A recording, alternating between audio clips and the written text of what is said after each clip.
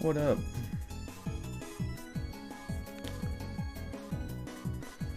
How is it going?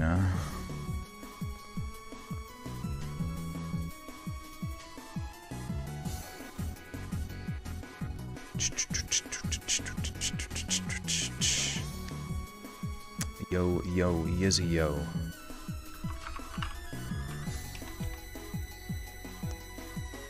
How are you guys doing?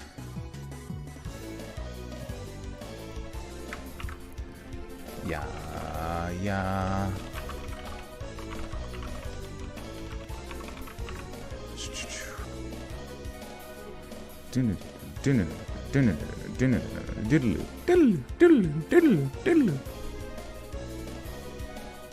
Hey Grim, how we doing? It's poppin' from Donut Girl in England. Now, are you Donut Girl because you like eating them? Or are you Donut Girl because you make them? Or are you Donut Girl because you are a donut and they made you in a lab and you became sentient? Michael Jackson edits, I do remember you, what's up? Are you still spending your days editing Michael Jackson back to life?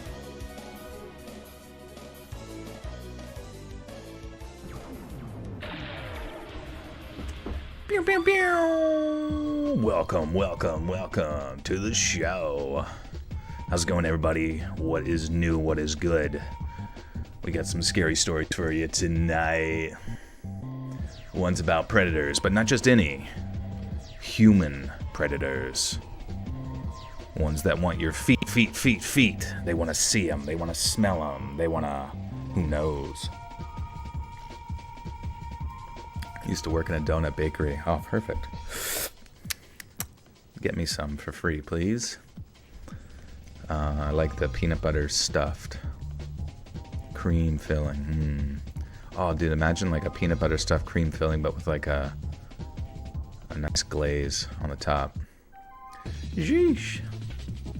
I fell asleep to Julia's podcast on Spotify. I kind of showed in my dreams I was listening to it. Nice. That's like the best one. Or the best. Any peener snipper man stories? Try not to get scared. Yeah, those are pretty much all tonight's stories. True scary peener, the peenar snipper. True scary Larry stories. Featuring James as guest narrator. What would I do if someone noticed my voice in public? I don't know how they would. That'd be such a difficult topic to broach. Like from an outside perspective, if I heard someone that sounded like one of my favorite people, like how would you guys go about it without seeming weird? Would you start screaming? Would you snip my penor? What would you do? What's up, Peeper? Bloody Peeper. Amanda, what's good? How's Pradeep? He's good. He is. So I got I took a chance tonight. I am running the fireplace, but it's got like a little frickin' fan on it, but the fan's turned down to the lowest setting, so my hope is that it's not getting picked up it's not getting picked up. Kaylee Smith, what's good? I know a Kayla Smith, IRL. I'd say hey Joel, and that's about it. Hey Joel. Hey. Hi, how you doing? And just see if I turn. That'd actually be hilarious. Hey Joel. And then I just start snipping peeners. I'm a long-time subscriber. I love your videos. Do you have any tips for nursing school? Like, are you in nursing school now? If so, all I can say is just at the beginning of the year, like ask your I know this sounds like a silly thing, but just like ask your teachers exactly what you got to do well. For me, unfortunately, sadly, I had to study a lot. So I remember as the courses got onwards, towards like Like, I think my freshman year, it was difficult, but it was, like, difficult in a way that was, like, acclimating me to college. And then when I got to sophomore year, that's when things kind of started to kick off. And I just remember, like, we would, you know, take a test on Monday for something in a class, and it was hard. And then we would immediately be, like, going over material that was going to be on a test the next Monday. And it was just like we would have a test every week in almost every class in nursing specifically. And it was way different than all the other ones. Will we ever see a collab between you and Lazy Masquerade again? That'd be nice. I hope so. Hey, Catherine, what's up? You dropped out of nursing school. I'm sorry, Kaylee. It's tough. I'll be honest with you. I almost dropped out because I hated it, you know? And as you can see, I didn't, you know, continue with nursing because I was more inclined towards creative pursuits. But I'm thankful I did finish it just because, you know, it gave me a sense of, like, financial independence to be able to, like, pursue other things. But I mainly just stuck it out because I just remember, like, telling my mom, I'm like, I think I'm dropping out.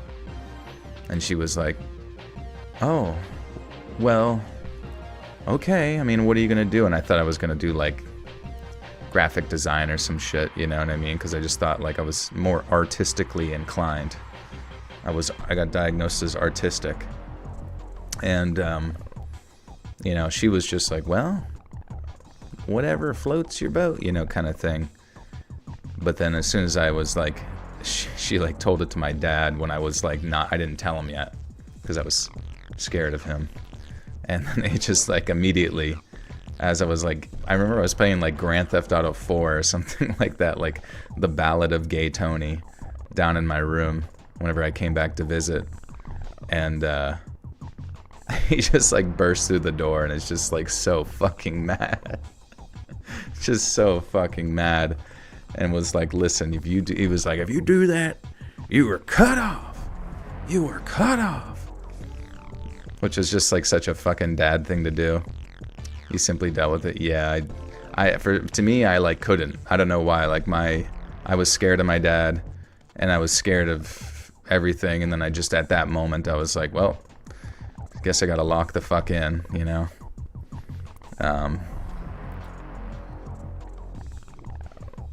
And honestly, Kaylee, that, you know, it just might not be the right time. Like, if you're younger, sometimes, like, I knew a lot of, like, nursing students when I went there that dropped out as well, because they were young and they were partying, they were having a good time, they wanted to live life, and they didn't have the time to, like, not that they didn't have the time, but they didn't want to study, like sit down and study for hours at a time.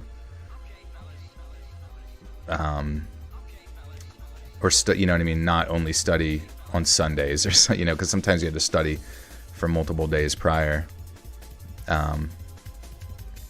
Yeah, I think you definitely should. It's a good career. You know, it's not going anywhere. And I think whenever you're more of a non-traditional student, you're like, there's a lot more pressure in your mind to be like, well, now this actually really matters for my future, and, you know, so I can make sort of upper middle class money and support help support a family or whatever. And yeah, I think when you're ready, you'll knock it out of the park, honestly. Hey, Shell, what's up? Long time no see. Scrooge McFuck. I took a gap year and I followed my favorite artists across the entire country. Went to every show. Best thing I ever done. It was Taylor Swift. It was Taylor Drake. What drugs am I on? I did eat some mixed berries before starting the stream, which my sleep schedule is normal as of right now. I've gone 2 days waking up at normal hours in the morning. Pretty stoked about that. I know, you know, it's very depressing in the winter when you don't do that. So my hope is to get this stream done, you know, either around midnight or a little after, and then immediately hit the sack and then go to bed. It was absolutely not Taylor. Oh my god, way too expensive. Was it Fish? PH. Fist with fish with a PH. Fist. The Fisters. Or was it the Deadheads? Joey, help me get through work. Thank you, Bunny. Keep working. Keep grinding. How are my parents? They're good, you know. They're just, they recently got into electric bikes. It's so funny. Like, they just like randomly will get into like exercise fads and stuff, and I mean, I'm all for it, for them to stay active and shit. It's just funny. Got these big ass fucking batteries for their bikes and shit, which I literally saw a video of some dude getting into an elevator with an electric bike battery, and then the battery like exploded the same way that people's like phones, like the lithium battery phones or whatever, explode. But this shit like was such a huge explosion that it just like burned the absolute shit out of him inside the elevator, and then people pulled him out and he was just like a crisp. He was a crispy man pizza. And that's not a video I wanted to see per se, but you know, now it's got me paranoid about taking a fucking one of those onto a thing. Show feet with a sad face. You're looking at him. If you look at the bottom of the saddle of me flying through the air there, you can see my boots. See my space boots. You know, if people like feet, why the hell don't boots turn them on? Huh? It's like people like bras. Have you met the storm chasers? I don't think so. Haven't had many storms come through here lately. Thought you were talking about Feet, the band. Oh yeah, what was your band? Shaving and getting ready for a long night of work tomorrow and Friday. Hope everyone's doing well. Shaving? They don't let you just be a wild one in there. Your parents get into random exercise fads now. Since some of my parents during the 90s. Yeah, it's just, I feel like I know so many like parents that just get into stupid shit, and I mean, it's not stupid, but it's just funny. Into that, into this, into that. Trying this diet, trying that diet. Doing everything except counting calories and normal. It's like those memes where it's like middle-aged women do everything except normal exercise, and it's like them bouncing in like moon boots on like fucking Peter Pan strings flying around a stage. Or like on a pogo stick or some shit. Come on, go faster. Boing, boing, boing, boing, boing, boing, boing. My doctor said this was going to activate my core. Yeah, the one where they're attached to the harness. It's so fucking funny. Yeah, water aerobics. That'd be sick, actually. Yeah, this is the song they play when they're fucking exercising.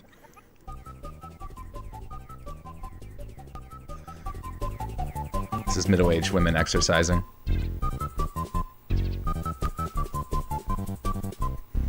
Running towards the manager to jump on their head. Yeah, gliding around. They're on a glider.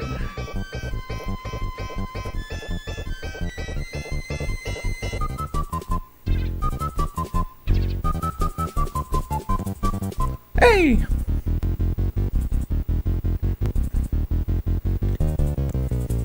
Jazzercise.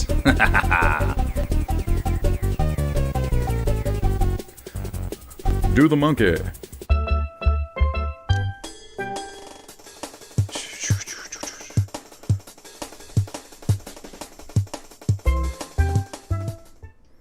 Alright, let's get this going.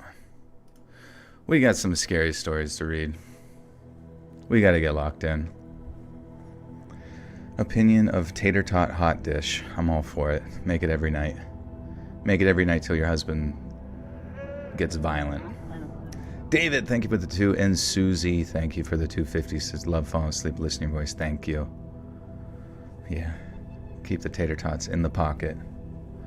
What do I do for fun? Well, yeah, just hang out with friends. Play video games. I went on a hike today by myself. That was nice. You know, now that my sleep schedule is better, going out in the woods is not creepy because it's not nighttime. And that was, I don't know, just turning off your phone and just going out there and sort of allowing your brain to run through every possible thing it can. And then just sort of exhaling all your stresses into the woods, which is strange because sometimes the trees reach down and just absorb all that CO2 and stress from you. Thank you. Thank you for that. We will absorb your sin.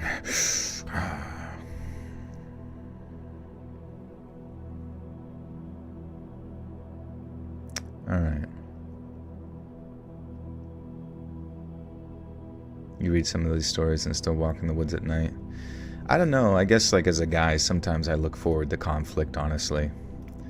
I think I got the warrior gene. I travel with my blade. You dare challenge me, and they just shoot me in the head.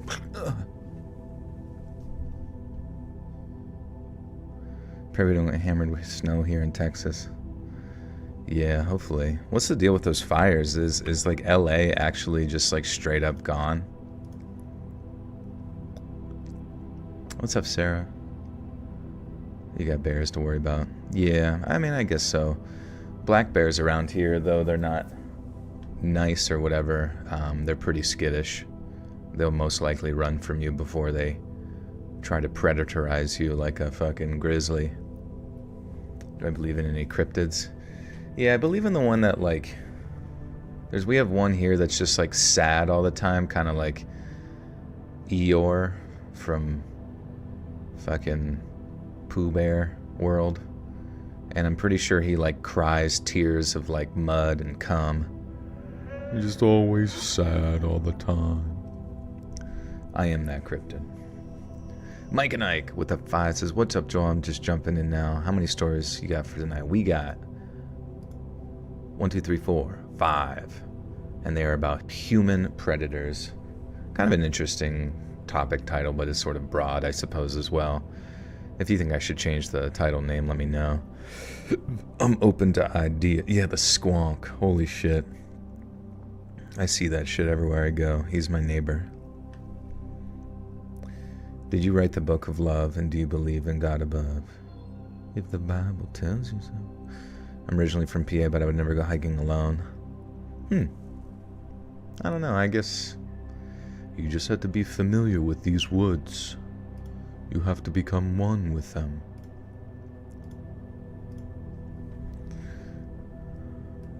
The wood, it speaks to me. Alright. You guys ready? Click that like button, click share. We'll kick it off. Feel free to talk amongst yourselves. Ask any question that could ever come into your soft spot of your brain, and I will do my best to answer.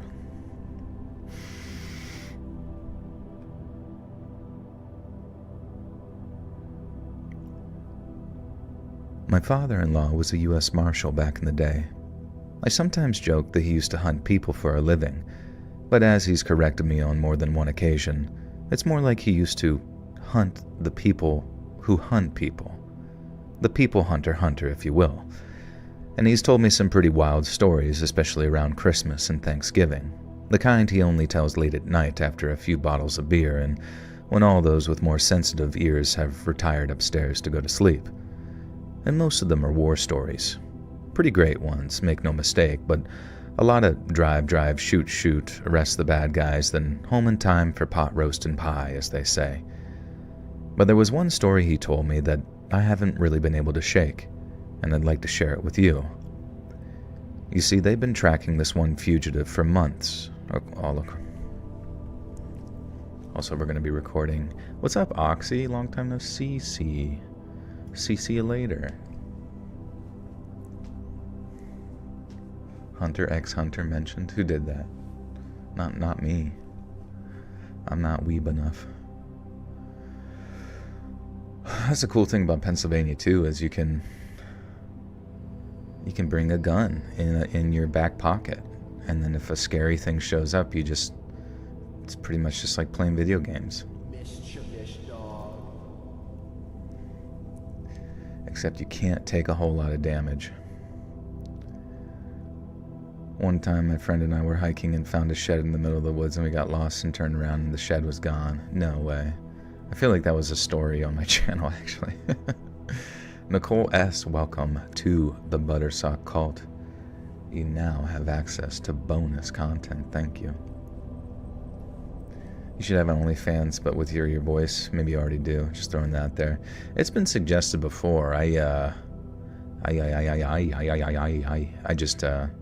don't really know how to approach that, or really even how to like promote it, because girls on Instagram who have OnlyFans will promote it via like just doing memes or something, you know, memes that kind of generate a lot of like discourse and anger and stuff in the comments.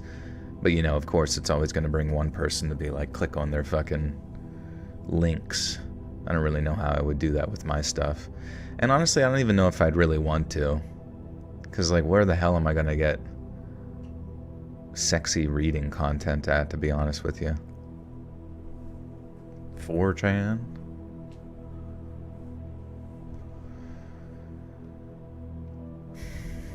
Who are we? What are we? And where are we going? Future near. We. Who are we? Who are we? Who are we? We are a manifestation of that which came before. And we are going back soon. You can whisper to 500 bitches in 24 hours. That'd be fun. You could do like what people do when reading books for audio. That's true. Like an audio book, maybe. They've been tracking this one fugitive for months, all across the country, when they suddenly got an eyewitness sighting of the guy at a Bible school out in rural Ohio. Under the assumption that he was living under a false identity, my father-in-law and his partner drove out to a place to talk to the school's principal. They seemed like real nice folks out there, a little naive, but warm enough, and at first it seemed like they were doing their best to cooperate. But as time went by, it became more and more obvious that not only I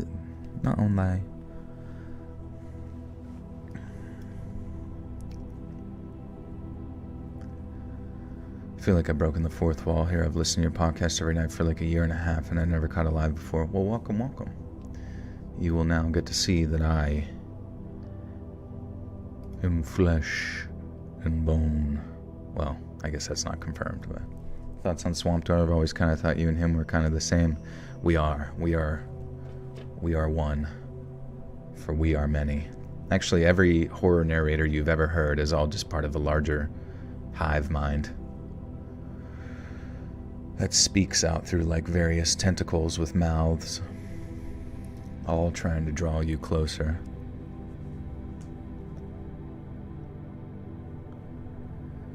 But as time went by, it became more and more obvious that not only were the Bible school's staff and principal elaborately stonewalling them, but the place was much, much more than just a Bible school.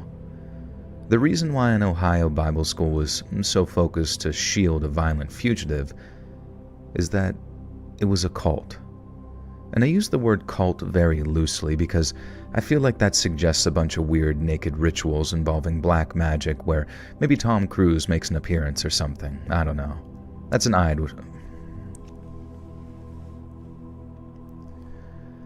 eyes wide shut reference, you weird. What the fuck? This is such a weird... It's like in parentheses. That's an eyes wide shut reference, you weird happy midget. You can't sue me for that. Who's the weird happy midget? Is that me? I'm not a midge. What's your P.O. box? I need you to sign my baby. Yeah. Send it through FedEx, so it'll be a little quicker. I tricked my nephew into think his dad is Bigfoot. Could be. Sasquatch has done... I mean, the Sasquatch species has done terrible things to many humans.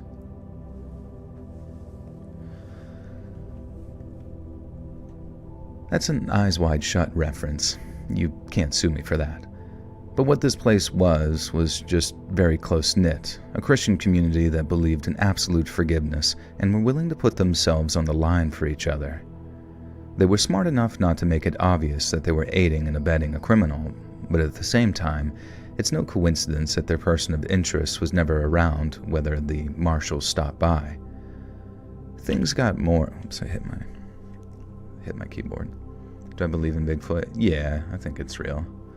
Honestly, even around here in Pennsylvania, I've heard of, like, sightings. I forget exactly what I've heard, but it's like, you know, you hear from people of people that have seen shit.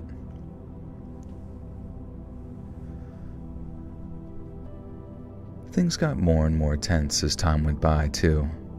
My father-in-law and his partner kept on coming back day after day, making it clear that they weren't going in... Damn. My brains. Do I believe in Blackfoot? Now that's a creature that we don't talk about. Very, very stinky. Very, very scary.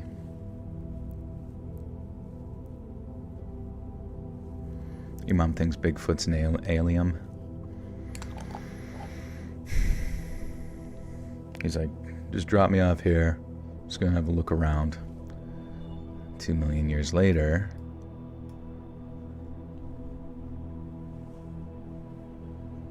your dad doesn't believe in any of it.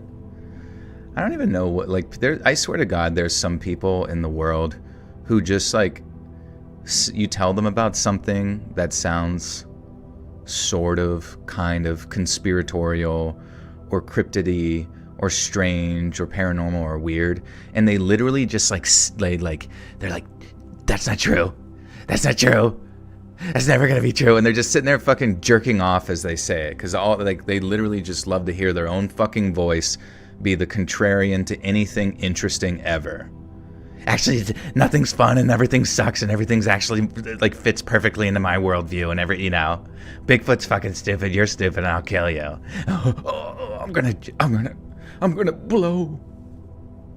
Shut the fuck up. Let me have some fun for once, Christ's sake. You ever done any scary ones about people who survived attacks by wild animals? I do believe I have, yeah. Going back a bit. Do you do these animations? Do you hire someone else to do them? Yeah, that's Robin Mikalsen. I'm gonna move him around. Look at that. Look how powerful I am. I can just take his art and throw it around. I hope this guy doesn't get hurt. Boink.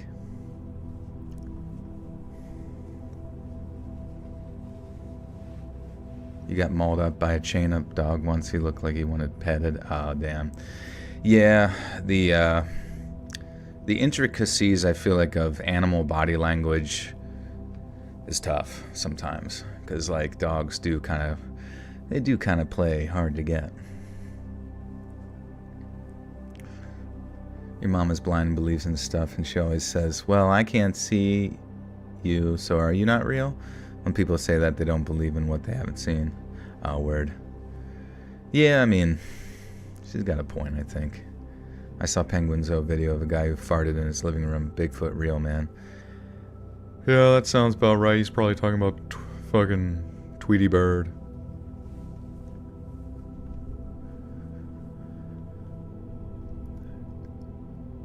Things got more and more tense as time went by, too. My father-in-law and his partner kept on coming back day after day, making it clear that they weren't going anywhere until they got a sit-down interview with the man they believed was their fugitive. Eventually, the school's principal snaps at the marshals and tells them to come back with a warrant or not at all. Well, they went and got themselves a warrant, and then they came back with uniformed officers too, just in case the students put up any resistance. And according to my father-in-law, the school was set up as 4 buildings, with a field and meeting square in the center of them. Then as the marshals in their uniformed accompaniment walk on accompaniment, such a weird uniformed accompaniment. What does it mean if a dog is biting you? I think it just wants to get to your soft spot, deep within your soft white underbelly. It just wants to taste your flavor. My wife bought me one of your shirts for Christmas. Nice. Thanks, wife. Thank you, Grum. Appreciate you. If you guys ever get any merch, be sure to tag me in it. And hey, Samira, welcome back for 1 whole year. Happy year anniversary. You still have access to bonus content. A dog really likes you if it's like, if it goes for the throat, because it knows you're most ticklish there.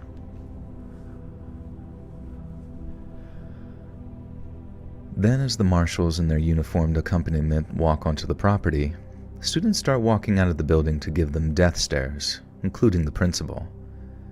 My father-in-law got sneezed. Excuse me. Fuck, dude.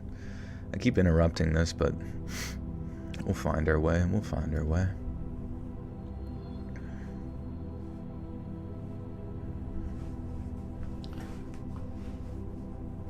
If you don't bless me, you will be banned from the chat, so you know what to do. Why do dogs like squeaky toys? I guess, yeah, because it sounds like a little animal begging for help. But I love how they're like so happy when they do it. They're like so happy they're like murdering something. Please stop biting me. Ah, ah, ah.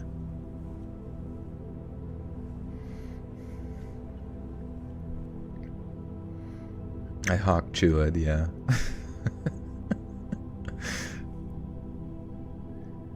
My father-in-law and the uniforms are walking slightly behind, and they see the kid before his partner does. So as soon as this 18 or 19-year-old kid starts to approach with a face like thunder, everyone starts telling him to stay where he is and to not come any closer. Seeing as this kid appears to be unarmed and looks to be about a buck and change soaking wet, they're all very okay.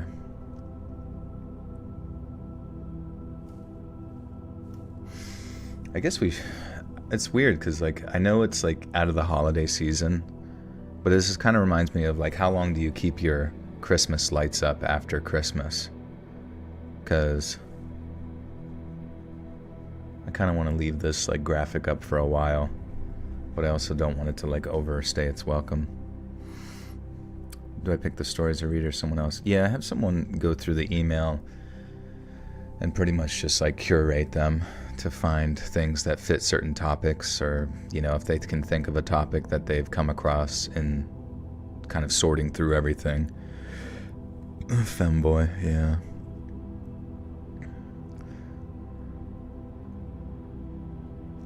Fed boy, more like it. Here in the Philippines, we keep them up almost year long. See, that's smart. I feel like I honestly should do that. Christmas lights all year round does like make everything, like it makes winter much more bearable mentally.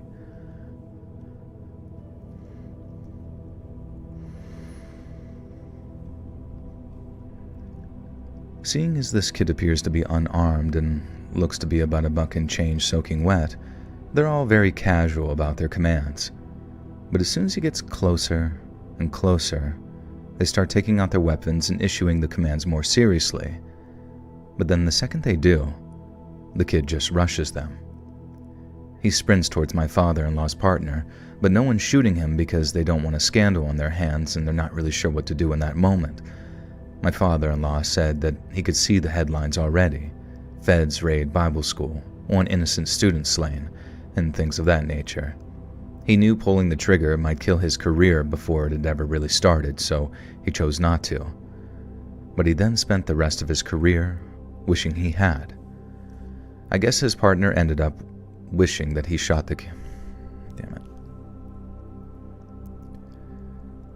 I guess his partner ended up wishing that he shot the kid too, but he didn't, and instead, he got ready to receive his weak tackle so he could wrestle him to the dirt and put him in cuffs. But the kid didn't just try and tackle him, so much as he just walked up and hugged him with his big old smile on his face instead of a frown. A frown. Fuck.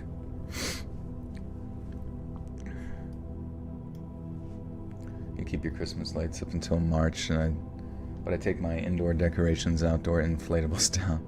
Dude, I swear to God, I see some people with so many decorations in their front yard. It kind of just looks like they have like a collection. Like if just imagine your grandma has a collection of like snowmen that are made of porcelain glass or something, and then she just like dumped them onto a fucking table in her living room and just left them there. That's what these look like on this person's yard. It's insane. But it's also kind of cool. Until I start farching.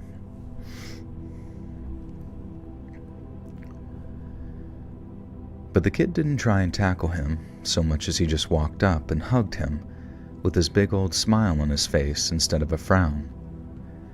The kid must have been much stronger than he looked, because when he clamped himself onto my father-in-law's partner, he started legitimately struggling to get him off. Now my father-in-law and the uniform start walking over to lend a hand, lowering their weapons because the kid's got a screw loose, but he doesn't seem dangerous. But he was. He was dangerous. They just didn't realize it until they saw what he had in his hands. My father-in-law's partner didn't see it because obviously the kid's hands were way around his back. But the others did, and when they saw it, they practically threw themselves backwards in an attempt to put whatever distance they could between my father-in-law's partner, the kid, and what the kid had in his hands, which to their absolute shock and horror was a goddamned hand grenade. And it must have only been a matter of seconds between the time they spotted the grenade and when it actually exploded. And when it did, it tore both men apart. And what followed was pure chaos. Everyone pointing guns at the students standing by the buildings, all the while backing up toward the way they came in. Because of the layout of the buildings at the school, they were in the perfect place for an ambush, and had their gunmen in the windows. Where'd he find a grenade? I don't know. Maybe this place just had a bunch of fucking weapons and shit. Kind of like a Waco. Of course, now I'm curious what the fuck. I was driving around Shamokin last week, and such a funny Shamokin last week, and I drove past a house with at least 100 decorations in the front yard. The whole yard was filled with decorations. Yeah, it's gotta be, especially the inflatable ones, it's gotta be such a pain in the ass to get them up. Wart. It's been years since I joined a Let's Read live broadcast. Well, welcome, Rosar. Sounds like a Pokemon. Have you ever gotten scary sleepwalker stories? Is anyone else thinking that would be an interesting topic to see if we can dig up, honestly.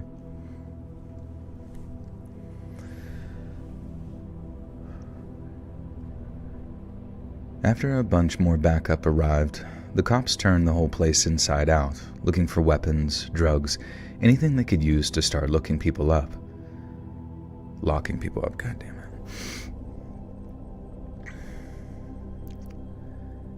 After a bunch of backup arrived, the cops turned the whole place inside out, looking for weapons, drugs, anything they could use to start locking people up. But they didn't find their fugitive, and it took another year before the marshals were able to track him down again, and when they did, he'd set himself up in yet another Bible school, only this one was up in the middle of nowhere, Alaska. The guy was halfway into taking the students into... Man.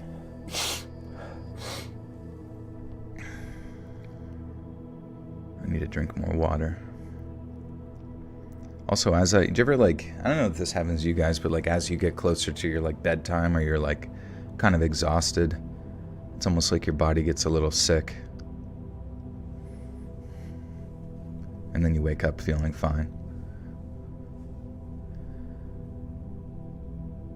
The guy was halfway into talking the students into defending him with their lives again when the marshals finally got their hands on him. And that time, their play was a lot smarter and a lot more subtle. My father-in-law got to question him at one point. It was little more than a favor granted after losing his partner in such a way, but when he did, he said he got chills from just maintaining eye contact with the guy. He said he was the most charming, personable individual he'd ever come across, the kind of guy that could sell sand to the Arabs and snow to the Eskimos. He said after talking to the guy for more than 10 to 15 minutes, he understood how he might be able to convince someone to blow themselves up just to defend him. He said he felt that he was reading him, not like a book either. Those take time. My father-in-law said the guy read him like a stop sign. One look and he knew all he needed to know. One look and he knew exactly how to talk to my father-in-law to get him to lower his defenses, so to speak. He said he never fell under that guy's spell or anything like that. He knew the fugitive was a master manipulator just from the interviews they'd conducted with the Bible school students, so he had it in the front of his mind the whole time that the guy was trying to win him over. But he also said that by the time 10 to 15 minutes had elapsed, he'd never felt so uncomfortable sitting in the same room as a suspect than he did that day. He'd sat in the same room as mass murderers, people who hurt children, people smugglers, all kinds of hardcore scumbags. But sitting across from those guys, you knew what they were, because they couldn't hide what they were. Whereas with the Bible school fugitive, it was like he could change his face depending on who he was talking to. And my father-in-law said the guy ended up going to federal prison for his original crime, which Mischievous dog. How many pets have you housed in your lifetime? I mean, I guess for me personally, I've only really had my cat for my own personal pet. But growing up, I had... How many dogs I had? I had Spike, I had True, I had Jackson, I had Abby, Haley, Chloe, mischievous dogs. I had some lizards too. I had some anoles.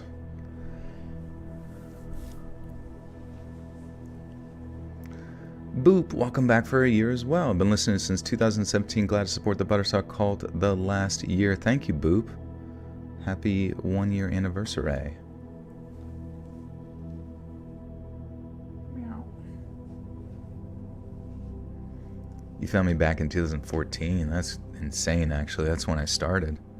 Over a decade ago. You really listened to me for 10 years? Have you had the same account? Let's see, I'm going to prove it right now. Joined October 24, 2021. It's been that schlong. It is weird, yeah. 2017 was 8 years ago. That is freaking nuts. It genuinely feels like it was not that long. Wow, it's 2025. What the fuck happened? Like, legitimately, like, what the fuck happened? How did we get to this time? Can I check when you joined? Yeah, and you can check too. You just go to your profile and then click the More button. And then when it shows you channel details in the About section, it says joined May 31st, 2008. You have uploaded a Days Gone video and Sume Hotaka in Conquer O. Some weeb shit. Just kidding.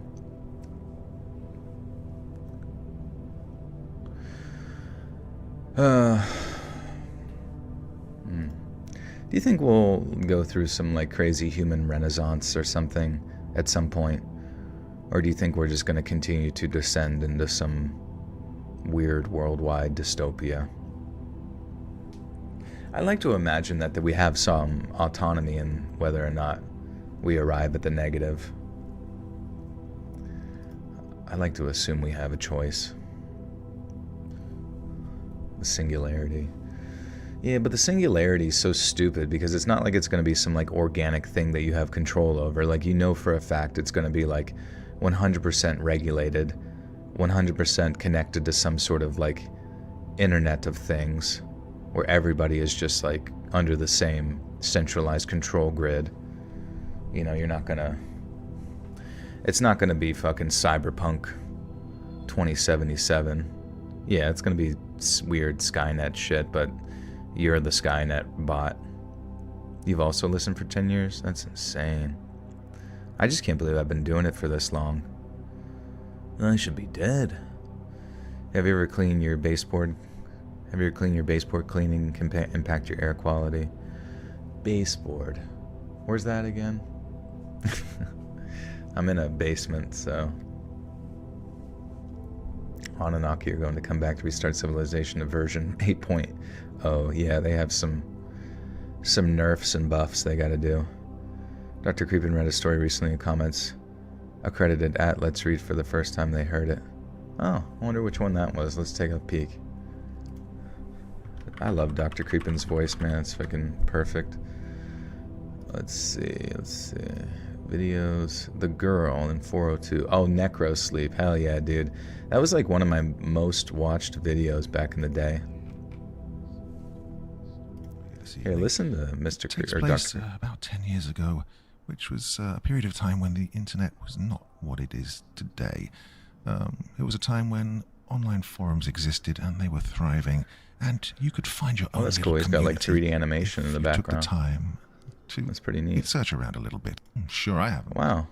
He's got like full on like stop motion like B-roll. And that'd be great. That's kind of impressive. Wonder if he does that himself. Doesn't he? Did Soviet research. And is that the one he uses on every video? I'm just like curious now. Well, I do. Oh wait, it is. Yeah. Several avenues. Still cool though. Muffled sounds of music and laughter. I don't know. Maybe this permeated one's the room, specifically about a haunted house. punctuated by the frantic snarling Okay. of the That's fascinating. Sorry. Let's see. Background music, real human voice, horror narrations, no AI ever. Do you think I should put that in my stuff to let people know I'm not AI? Mischievous Mischievous Frogging 10. Okay, sorry. We'll get back to it. Diesel G, welcome back for 3 months. Is any astro projection stories out there? Astral, yes. Yeah, definitely gotta be from time to time. But I haven't really delved too much into the stuff. I sound very AI. Yeah, I'm AI as fuck, boy. It's true. It's true, I'm a robot. What if you were? What if your whole life you were a robot and you had no idea? That story has to have been done a million times, right, in the past. Like fucking, get to the chopper. Wait, what the hell? He opens his skin. He's bot. If my life is ever made into a book, I want you to read it for Audible. I will. But you got to make your life interesting, otherwise it won't be made into a book. Hey, Lynn, what's up? What's good? We're all in our pods, maybe. Did you know that Corey Kenshin reacted to your video, Other Lily? I did, yeah. I think he reacted to a few of them, which definitely really helped generate some views over to those, so thank you, Corey. Hope you're doing well. I'm glad to see he's uploading again. Dude, he pops off, bro, like... Corey...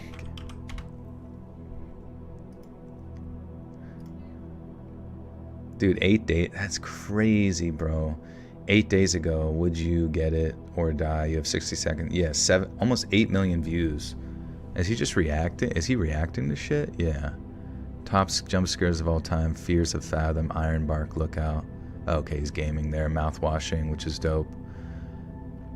I remember, wasn't there a time where Corey was like complaining about views or something like that, or that YouTube was being mean to him or something? Which I really didn't understand, because he's getting like, I'm fairly certain, like hundreds of millions of views. It's hard to say that that's mean. Would you recommend nursing? I would, just because it's a job that's very adult, you know what I mean? You learn a lot of skills, people skills, healthcare skills, things about the healthcare system. You learn how to, you know, you learn a lot. It's stressful, and you can take care of your family with it usually. But, you know, it is a stressful job, and I wouldn't suggest working night shift, though I would say night shift is the easiest shift. Night shift will kind of like screw your life over a little bit. Or you could be a registered respiratory therapist. That's true too. You could go to school for that, and to me, I think with that you also have to respond to codes, which is like when someone codes, they're like basically dying. So I think you do still have to like go into like intense situations and assist to resuscitate somebody.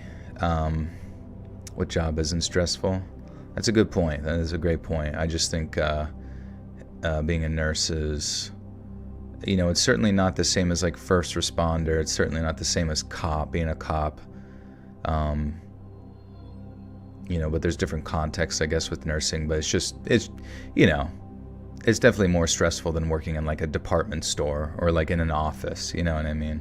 Like there's varying degrees of stress in one's life where you almost like after experiencing one, you're like, man, I wish I could go be a garbage guy, because the garbage doesn't throw their poop at me as much. You worked in the funeral industry, that was stressful. Yeah, I guess they all have their like unique stressors. I paid CS program by working almost every night as an assistant nursing. It sucks. Yes, nursing assistant probably would be one of the worst because you just have to deal with everything, and some nurses take very heavy granted of nursing assistants to just go respond to every bell. In Florida, nurses get basically 20 an hour. In Oregon, they make 140 an hour. See, that's weird. I wonder, well, that actually makes me wonder what the nurse, because I feel like the nursing wages in Florida should not be that low. Nursing, or maybe you're thinking of a LPN or something like that. Registered nurse wage average, or hourly rate average in Florida. I work with the toddler who throws his diapers at me. Yeah, that's pretty annoying. As of January 2025, the average hourly wage for registered nurses in Florida is approximately $38.42, equating to an annual salary of $79,910. Indeed reports an hourly wage of $37. Is it? Yeah, so it looks like it's between 30 and 40, but the cool thing about nursing is that you can go do certain jobs, whether it's traveling or specializations that make more, you know. So you definitely have options for sure. And if you feel like you could make like $79,000 before tax, because obviously taxes will, how much taxes would get taken out of that 79,910 dollars in Florida? Analyzing. Hey, Gray, thank you for the 5. Appreciate you. If you got a comment, please do at me. All right, so the approximate federal income tax would be close to $10,000. So yeah, be closer to like 60 something. What's one job you think should get paid more? I mean, yeah, definitely teachers for sure. Just because it seems like they have to be so creative, I guess, with how they do their stuff, and then dealing with just students all the fucking time. And now granted, they get 3 months off the year, but well, how much are teachers paid in Florida? Just since we're sticking with Florida, even though I'm not from there, but yeah, teachers in Florida approximately, that's 40 to 55,000 ish, which, you know, still not great, honestly. You're still probably struggling sometimes paycheck to paycheck. And that's not to say all teachers are equal per se, but it would be nice if there was. I guess the difficult thing is like nurses make a lot because hospitals can make money, right? Hospitals can generate a lot of income from their surgery department, you know, obviously insurance, et cetera, et cetera. But, you know, with schools, it's like, it's more just like this sort of interesting governmental institution that's very important, but it doesn't seem to really start generating a lot of capital until you get to the collegiate level. So like the K through 12 range is just, I guess it's just solely up to the taxpayer to like make that happen, I assume, right? Unless it's like a private school, which maybe you would make more. Never survive off that in the West Coast. Let's see. Average salary of California teachers. Feet. Looks like it's close for them. It's 95,000, which I guess would get them closer to like the median income. Kratums? Yeah, stay away from Kratom. Alright. My father-in-law said the guy ended up going to federal prison for his original crime, which I guess was some kind of financial fraud. I'm not sure of exactly what it was. But even combined with all the charges relating to him absconding from the law, his sentence didn't even top 15 years. My father-in-law knew the guy would probably get out of there before that too, and the idea of having someone like that back on the street was terrifying to him. He said he was the scariest son of a bitch that he'd ever had the displeasure of coming across, and what scared him the most... He said he was the scariest son of a bitch he'd ever had the displeasure of coming across. And what scared him the most is that it was only a matter of time before he was back out there, getting up to his old tricks again. And when that happened, he had no doubt that people were going to die. You work with kids on the spectrum, it pays so well, 80% of what we do is play. Well, that's good. Yeah, I mean, it takes a lot of patience, and obviously it's, I think that, like, dealing with people with those types of issues sometimes, who knows, maybe it's more chill than normal teaching, depending on your students, but I can imagine it probably gets pretty chaotic from time to time.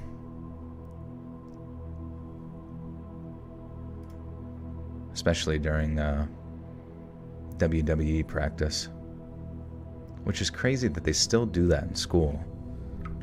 They don't teach people how to do their taxes, but they teach them how to do worldwide wrestling moves. Work in medical, I used to. Back in the day, I'm retired now. But they keep pulling me back in. And they show up on like helicopter outside of my house and they're like, Joel, one more ass, what do you say? And I'm like, sorry, Sarge. I'm done wiping. And they're like, what if we gave you a fentanyl patch? And I was like, and what if we let you scroll on your phone at the nurse's station without any repercussions? In that case, Sarge, if all the other nurses wear roller skates and short skirts, I'm in. Is YouTube your main income now? Yeah, that and the podcast. They don't teach basic government in the Constitution anymore. It is odd. You really do have to go to like some private institution to learn fucking anything that may benefit you in a higher standard. Corey Kenshin was upset because YouTube was demonetizing his videos when other people play the same games. Oh, that's fair, that's fair. Which, hopefully, okay, well that would make a million more sense because that would be very annoying, especially at his level. I thought you were saying they were like but yeah, hopefully he's not dealing with demonetization anymore. And I think around the time that he may have been complaining about that, they were starting to roll out the one-to-one, not one-to-one, but like the YouTube channel managers where they have someone to chat with you directly about those kinds of things. So I'm sure he has someone on speed dial to like, if a bot kind of catches something. Kira Molina, welcome to the Butter Sock Cult. You now have access to bonus content. Kind of favorite story compilation you made so far? Probably Bigfoot. I love Bigfoot.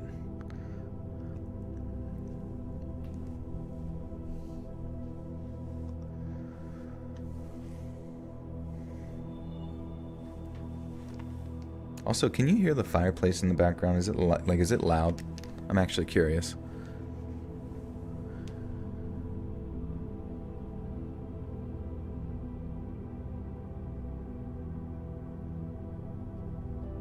It's okay. Yeah. Nope. Okay.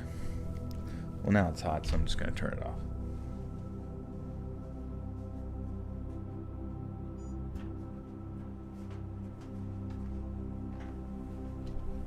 It just explodes. Jesus Christ, help me!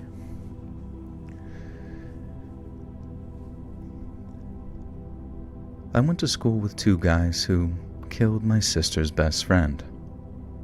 I know that's rough, but it's hard to explain what they were like. They didn't seem dangerous or strange. They were just normal, quiet mostly. They were in ROTC with her, so they spent a lot of time together. Nobody would have thought they were capable of what they did. One night after a party, they invited her to go mudding in one of their trucks. She'd always been the kind of person who said yes to those things, and she liked being out with friends and having a good time, and so she went with them. The details of what happened next are chilling. They drove out to a remote spot in the woods, somewhere the ground was soft and wet. They stopped the truck, and she got out to check the ground, probably to see if it was a good spot for the truck to drive through. And that's when one of them pulled a gun. He shot her in the back of the head, just like that.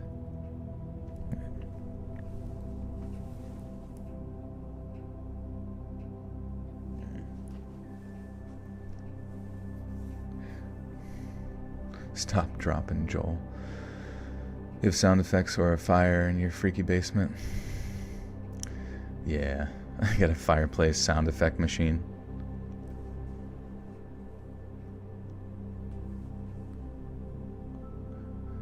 Leave my folks' house now. I'm going to be driving, be home in an hour. I'll be listening still. Oh, sweet, dude.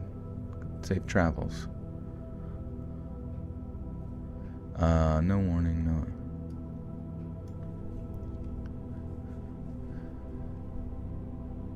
He shot her in the back of the head, just like that. No warning, no argument, nothing. She never saw it coming. They didn't panic. They didn't run.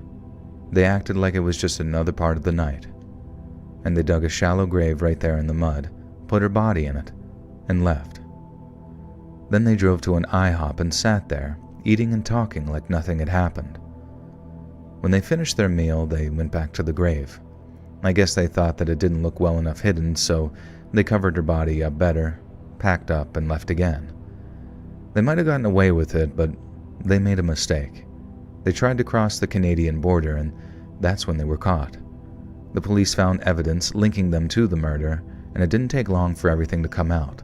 The truck, the gun, the grave. And at the trial, people wanted to know why. Why would they do something so terrible to someone they knew, someone who trusted them? One of them, the one who pulled the trigger, gave an answer that still makes my skin crawl. He only said, "Morbid curiosity." And that was it. No remorse, no deeper reason, just those two words. And I think about her sometimes, about how quickly everything changed for her. One minute she was out with people that she thought were friends, laughing and enjoying herself. The next, she was gone, just because someone wanted to see what it was like to kill. It doesn't make sense to me, and it never will.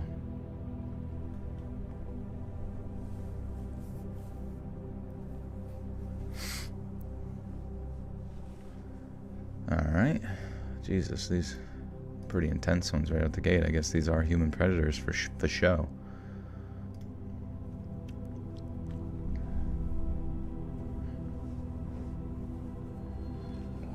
Thanks for the sleep content. I put your lives when I go to sleep while listening. Oh, thank you, dude. Appreciate you. It is kind of funny, like, I'll have like hundreds of comments during the live streams and stuff, but it's not until after the live stream when people leave like official comments during it that for some reason those weigh very heavy on my mind compared to every comment on all of my videos, compared to like the live stream live comments. But something about the comments on like the vids, the VODs, I don't know. Not really sure.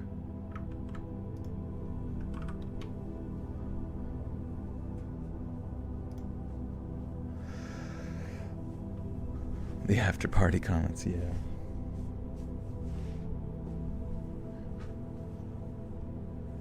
They get smacked by Winter Storm Blair. We did get hit pretty hard, yeah. But it was one of those things where it's like it was here and then it was done and they cleaned up the roads like quick.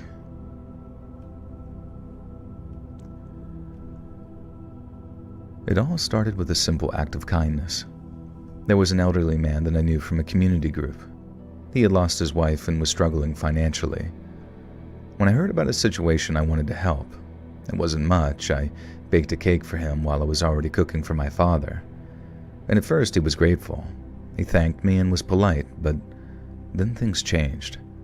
He started waiting for me at the group meetings, always wanting my attention. He would interrupt my conversations and monopolize my time, and at first I didn't think much of it. I tried to point him in toward others.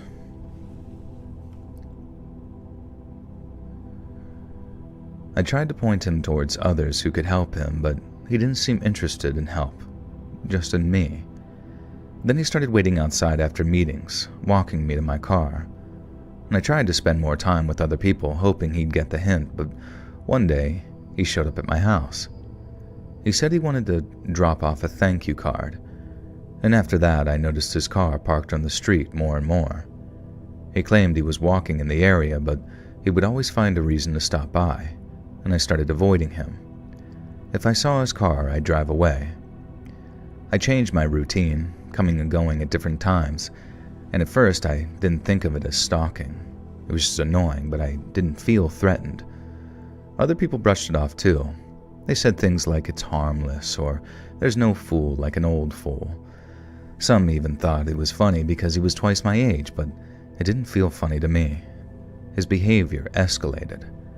If I avoided him, he'd get angry and demand to know why. Leaders in our community group stepped in and warned him to leave me alone, but he became angry at them. And for a while he backed off. He would still stare at me during meetings, and eventually it all started back up again. He began showing up everywhere I went. At the hospital with my daughter, he was there. At my sports games, he was there. And it felt like he was always watching me. I went to the police, but because he hadn't threatened me, they said there really wasn't much they could do. I stopped going to my regular group and joined another, and eventually the group leaders warned him again, this time making it clear that he'd be reported for stalking if he contacted me. And for a year I lived differently because of him. I changed my schedule, avoided certain places, and felt on edge all the time. This wasn't flattery. It wasn't harmless. It was obsessive, irrational, and scary. I wish I called it out sooner. I wish I'd told him from the beginning that his behavior was making me uncomfortable and needed to stop. Stalking isn't about affection or attraction. It's abuse. It's someone's attention. Do you buy any kind of bread that is the healthiest or any kind of tortilla? No. I don't really use bread or tortillas. Just because I've been trying to avoid any sort of processed carbohydrate as of late. The one thing my one friend eats that I don't really like is rice cakes. He'll do rice cakes prior to working out. He'll do rice cakes with a little bit of almond butter and honey. And man, I do not like rice cakes at all. I just feel like they're dry and no taste. I guess you could get ones with cinnamon or something. You could put some cinnamon on yourself or whatever. Is that healthy? I mean, it's like a grain, it's not really processed that much if it's depending on what it is, but I don't know. I've also heard really bad things about iron fortified foods. Have you guys heard anything about foods that are fortified with iron? And some people I've heard even say that some of it at this point is just basically like metal shavings that just fall under the category of iron.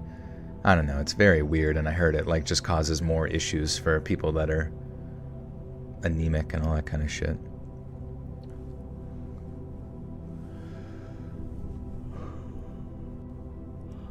Yogurt coated rice cakes. Oh, that sounds good. Non-heme iron is not very bioavailable. Yeah, that makes sense. Where I get the majority of the stories, they're from email at this point. Stalking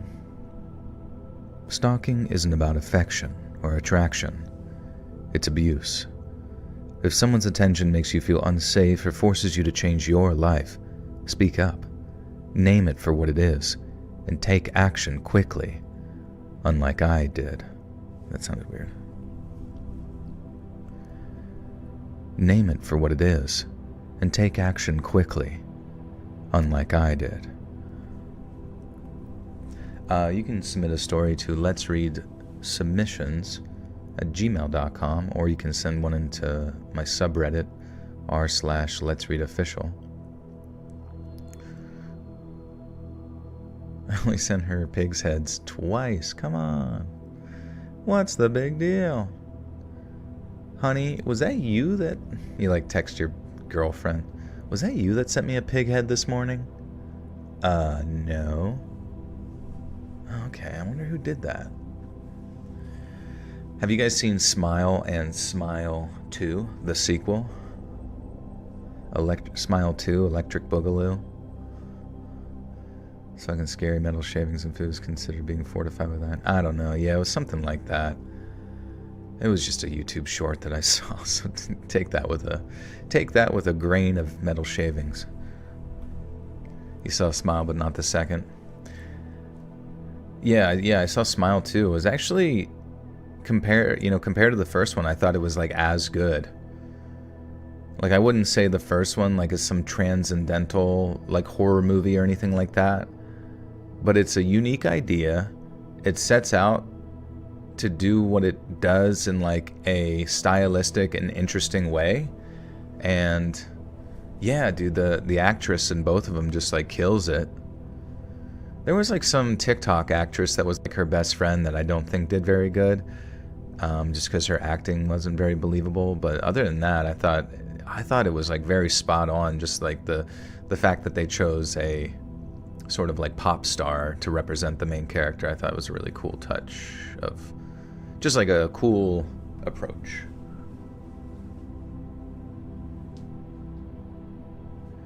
The Interstellar IMAX re-release, I did not know. Interstellar's pretty cool though.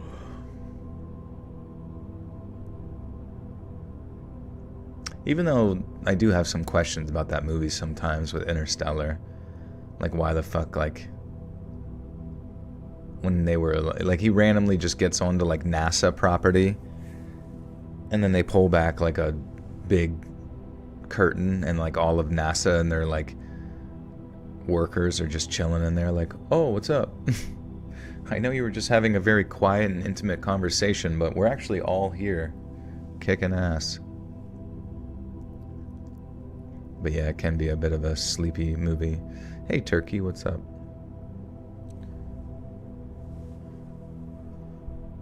Smile 2 was more ambitious and more creative. Smile 3, dude, Smile 3, I'm actually curious how they're gonna approach that. Turkey equals Dave. What's up, Dave? Turkey Dave. Alright, so this will be story 4 of 5. What's up, JJ? How we doing? What is that crazy Demi Moore movie she got nominations for? Demi Moore. G.I. Jane, maybe? I don't know. She hasn't been in one, I feel like, in a long time. Yeah, it's a cool animation. It's Krampus watching your home, seeing if you've been naughty. The Substance. Oh, okay. Yeah, what's that one about? Oh, really? 2024? I had no idea. I didn't even hear about it. Ezekiel bread is good. Yeah. I feel like I've had some of it. Is it like really dry? That's like my one thing about bread that I like despise is when bread is like super, super dry. But I guess that's probably how it was for millennia. Yeah, I still need to see Terrifier 3. Lynn, thank you for the 1 gifted membership too. Sir Spooky's Stories. Which reminds me, I gotta give you guys something to cry about. Boom. Let's read. Thanks for the 10 gifters. Welcome, friends, to Life with Titus, Kiana Riley, Nova Dasher, Heather, Jench, Jessica 1222, Ashley McCann, Shia Va, Chris Underground, TM, and Sonia Mabaya. Welcome, friends. You now have access to bonus content. And it's kind of random who you pick. I can't like give them out directly. Do you ever think about voice acting? I've thought about it many a time. I just genuinely don't know how to get like an agent and make all that happen, you know what I mean? It's too expensive to watch new horror movies these days. It is pretty expensive. Thankfully, they come to streaming services faster and faster all the time now. Nosferatu was so boring. I'm curious though, like, I really do want to see it just because I don't know. When people say like a movie's actually good and it kind of comes out of nowhere, it makes me interested, and I feel like I know nothing about it. So please don't spoil it. The Substance is a sci-fi body-switching movie about a woman in the limelight who's no longer in her prime. Oh, interesting. That does sound cool. Yeah, I feel like that's something that a lot of those like celebrities can relate to, because they're always trying to like stay as young as possible and maintain their sort of sex appeal and that kind of thing. There's this one, guy, you've probably seen him in like Sonic and that other like mockumentary thing, Jury Duty. What was his name? Marsden. Actor. James Marsden. Dude, go look up James Marsden. Look at what he looks like and just like guesstimate how old he is. Alright, you have 5 seconds. He's 51 years old. Is that not nuts? Like, how do these actors like stay essentially completely, like he legitimately, like if you told me he was a 25-year-old player in the NFL, he was a linebacker in the NFL, and just told me that, I would be like, yeah, that makes sense. He looks like, Luke Kuechly or some shit, you know what I mean? Adrenochrome, maybe. He drinks his morning shake. His morning ground up baby. I'm just kidding. But it's just, I don't know, it blows my mind. And then there was like, who's the Peter Parker's Aunt May real name? Yes, this actress. Bro, where is she at? Aunt May. No, damn it. Her name Nee Riley? Is that really a person? No. AI is screwing me up right now. Do you guys know her name? Rosemary Harris previously portrayed Aunt May in Spider-Man films. Is it Rosemary Harris? Oh, that's an old lady. Yes, Marisa Tomei. There you go. Thank you. Oh, I forgot it. Marisa Tomei. Okay, Marisa Tomei was like Aunt May in like the newer ones with Tom Holland. Dude, she just turned, well, like a month ago, 60 years old. 60. And she looks fucking like barely 40-ish. I just don't, it blows my mind. I'm like, what? Like, I get it. People in Hollywood got these treatments and yada yada, but like, what kind of treatments are they fucking getting? They're doing fucking body switching bullshit. They're getting the substance, the goo. They should make what it's really called, the goo.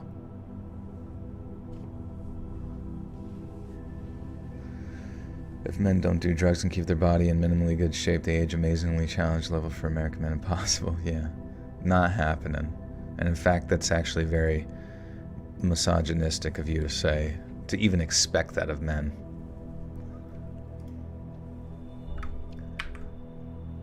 Whatever word makes you feel bad, say that out loud. That's the word that I wanted to say.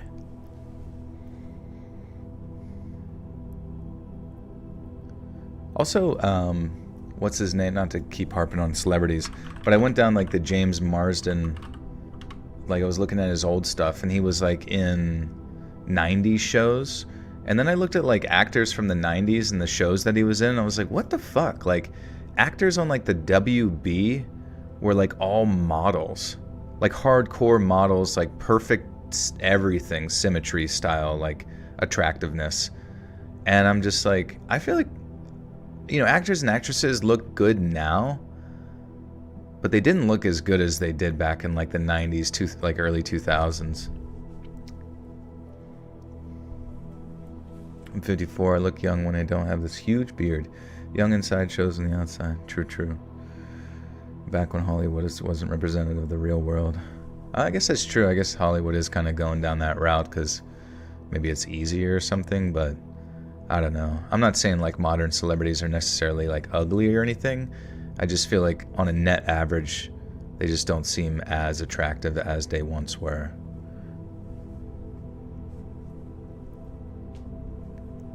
Salma Hayek. Yeah, dude. How old's she? Salma Hayek. She's almost 60 as well? That's fucking crazy. That's wild. Yeah, I guess if it's your career, like you literally only get casted if you look good. But you know what blows my mind is like not that long ago, Denzel Washington, if you saw him at, I think at the Oscars, maybe 2020? Oh, maybe it looked alright there. There was like somewhere recently where he was like at an award show and he looked fat, he looked old, he looked sick and tired, and then within like a short span of time he transforms into what he was in Gladiator 2. Not a good movie, by the way, but you know, he looked good in that, you know, just like crazy. Genetics plays a big part, but obviously I can afford great skin routines and diet. Yeah.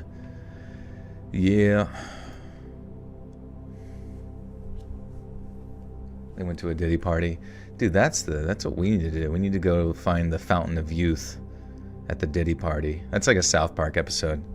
We gotta go to a Diddy party. Find the Fountain of Youth. What the hell? Mr. Garrison, what are you doing here? Oh, hey boys. I'm just here with Mr. Slave. We're gonna go play in the ball pit. See you, boys. That was weird. Dude, he's such a weirdo. Okay.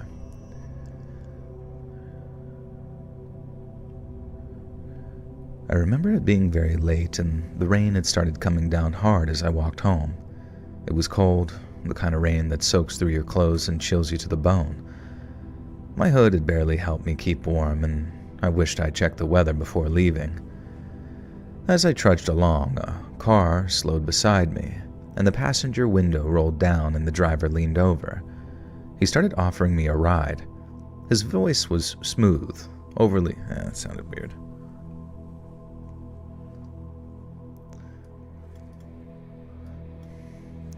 Enjoy my lives. I've never heard your voice like that. We'll do a good Cartman. No, Kenny. No, Kenny. I can't even do. He had throat cancer. Oh, really? Oh, now I feel bad. Maybe that's what he was going through. Bad Kenny. Bad cancer. South Park used to be sublime. Now it's selling out like everyone else. Is it really? Is it just like not as funny? Do they still like try to like push everyone's buttons, etc.? I don't know. I mean, obviously, I have nothing against it. I just kind of stopped because you get a little bored of the same shit all the time. Can't afford a new skin suit, so I'm stuck with this chunky 34-year-old lady body. Honestly, yeah. I mean, if you maybe, you know, you can figure it out. You just got to get into that routine of eating healthy, resistance training, and cardio. And yeah, I think you'd be good. They're sellouts. Yeah, what happened? What the fwick happened? I'm actually curious. Like, what did they change in South Park that makes it suck now? Horror on the Rocks with the 5 says Pradeep been awful quiet lately. What's he plotting? Yeah, good point. He is curled into a little shrimp ball behind me, so probably world domination of something. But thank you for the 5, friend. South Park now sides with whatever the narrative of the month is. Really? Oh, they're like part of the like supporting sort of overarching media narrative, which I was actually curious how that worked out because, you know, you got the Daily Show, all the other like late night talk show guys, they all kind of parrot one another, etc., etc. But I always thought South Park was something that just like operated on like a separate, frequency.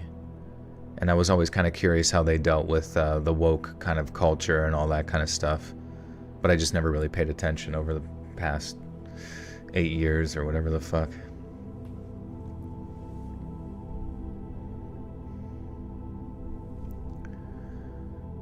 South Park is still legit, don't worry. Oh, okay. Well, yeah. Maybe they make fun of both sides and people just take it... Because I know sometimes people feel like as soon as they make fun of their like identity politic thing, that it means that they're against them. But they could all, because it's definitely possible to like make fun of the ridiculousness of the two-party system on both sides and like do it effectively where you're telling the truth as like a whole, in my opinion. Because, I mean, like, to sit there and choose one side is just, like, cringe overall, and not, at least for the way I see it. Because then you get pulled into the whole tribalistic mind, thinking like a hive mind. South Park hasn't sold out at all. I'm just doing family jokes about the Holden Caulfield character. Cross-platform jokes. Oh, okay. Is Family Guy still good? They have some of the best First Amendment lawyers. Oh, okay, that makes sense. So I guess, that makes sense too. I guess maybe Comedy Central wouldn't even be able to get rid of them if they wanted to. And obviously they have such a large audience that they could cause quite a stir. I'm sure everybody would just boycott fucking... I mean, who the fuck watches Comedy Central anyways? Like, tell me one fucking Comedy Central show besides South Park that's even remotely still relevant to people's like daily intake of comedy. I think if someone tells me like the comedy they consume at this point, it's probably a fucking podcast, or like just Instagram reels at this point.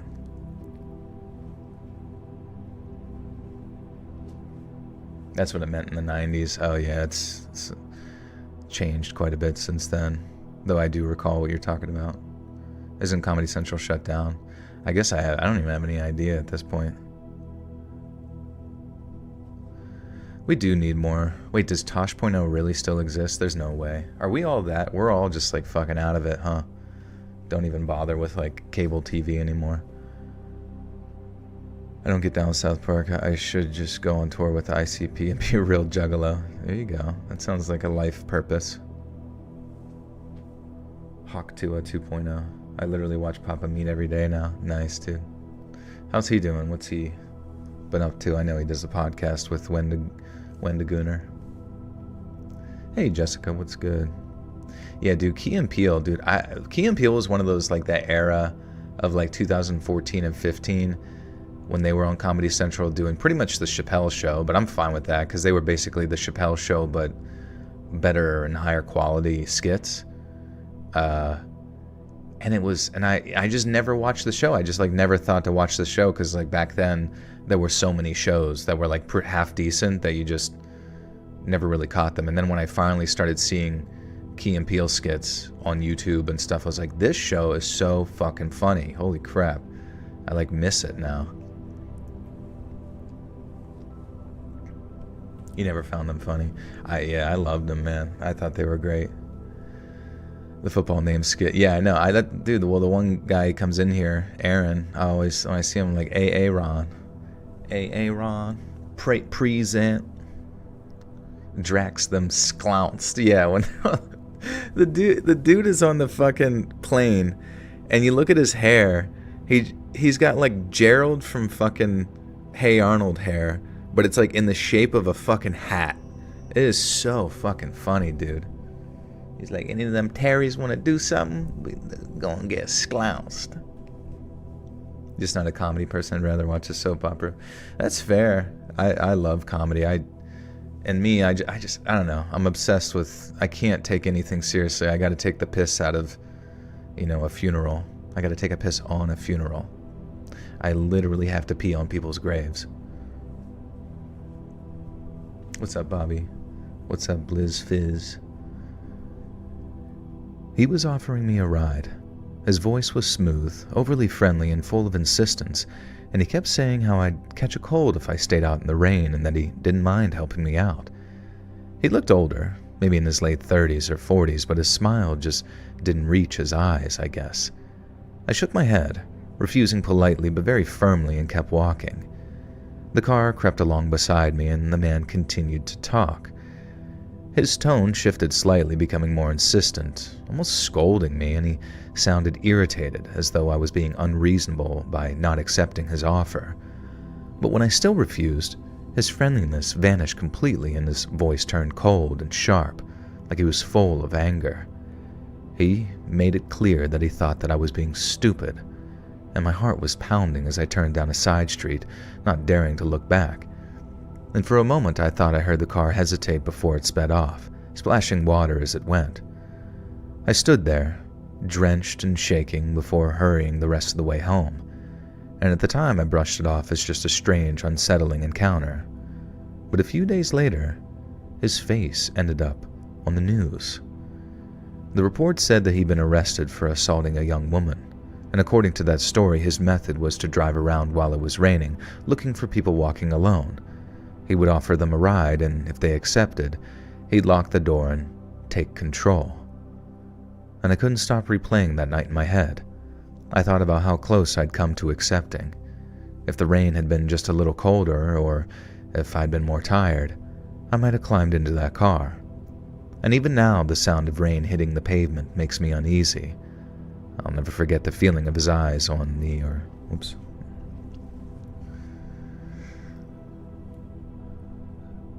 I'll never forget that feeling of his eyes on me, or the way his voice shifted from kindness to something much darker. Some people are kind, but he was a predator.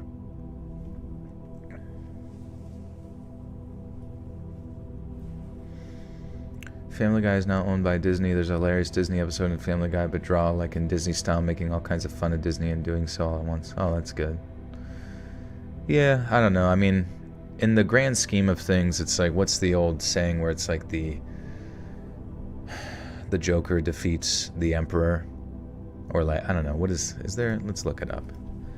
Is there a saying where the Joker defeats the Emperor? The concept of the Joker defeating the Emperor isn't a widely recognized or traditional saying, but it could be. Alright, well, we're going to turn it into one. Could be metaphorically represented theme found in storytelling, philosophy, or symbolism. Here's how it can be interpreted.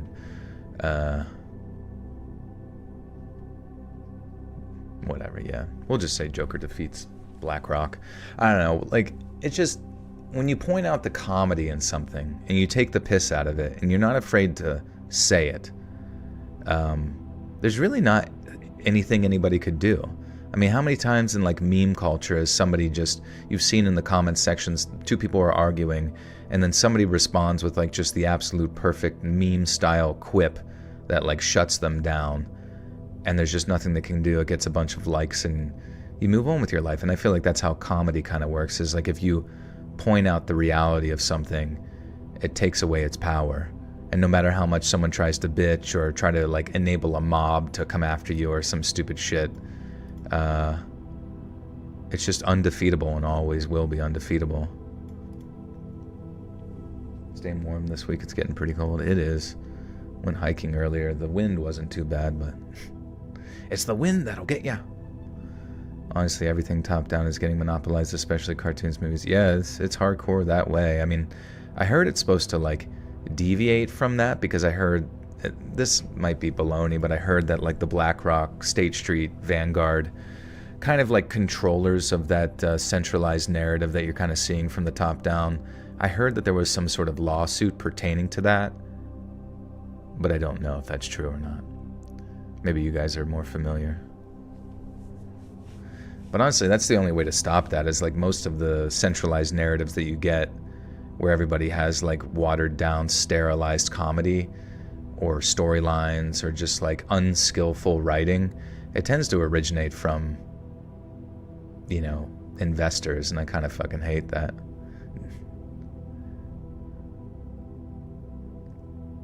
They will back down to try to get men to volunteer for the military. Oh, that's kind of actually a good point. I've always kind of thought that I was like, domestic sort of interaction, like the inflamed domestic interactions between the population will start to die down once there's a need for, once there's a sort of astroturf push for unification for a military operation. You know what I mean? Like that's, coincidentally after 9/11, that's when the nation was so united, was when we needed people to go die in a war. And it's just, it's so fucking cringe. But other than that, when there's no war, they're like, well, let's just pit everybody against each other with really like boring and baseline fucking stupid politics. Except we're all checked out.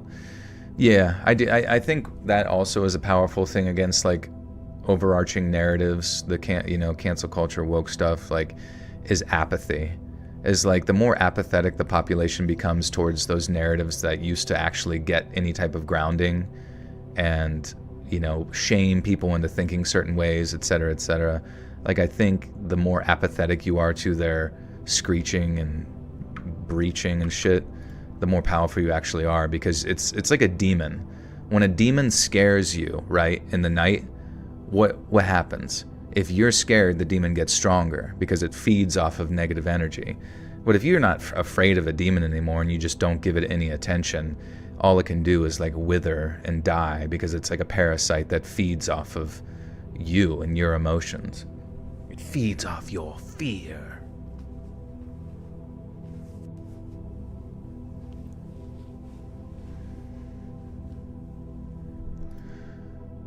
"54 minutes away." Oh, okay. So this is a true crime story. It's a long one. What if you're attracted to the demon? Then have sex with it. I don't care. I'm not here to judge you in your life.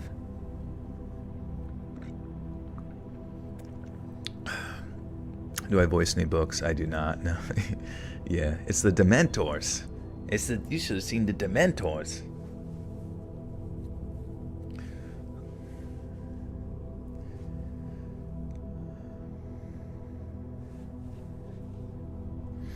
People want to be seen as good without actually putting any good work in, so they resort to demonizing the character of others to see as a threat. Put politics in a nutshell.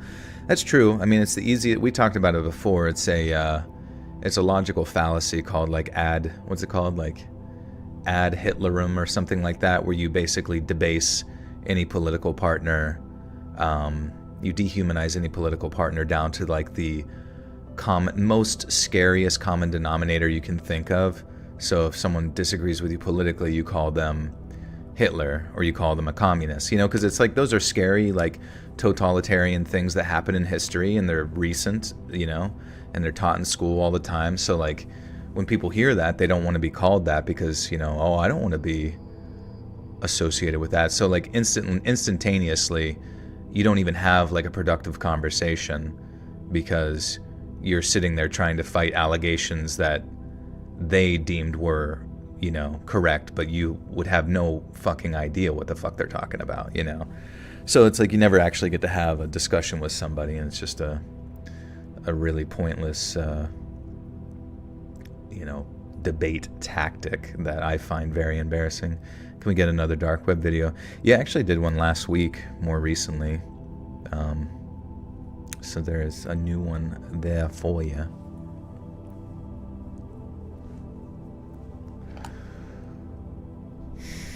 If demons are actually fallen angels, how do we respond to them won't matter, as they are beings of far greater power than we could ever imagine.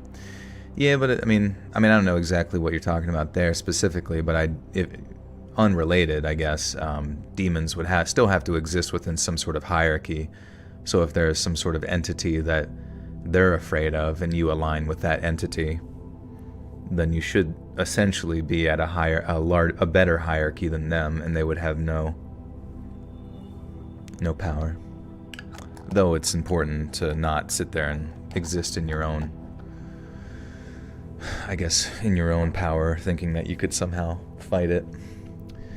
I have was it EX who did black magic on me. My family is all psychic mediums, and we had to do an exorcism and got pictures of the demon actually in full form. Have it around 2017. Oh yeah, submit it to my Reddit or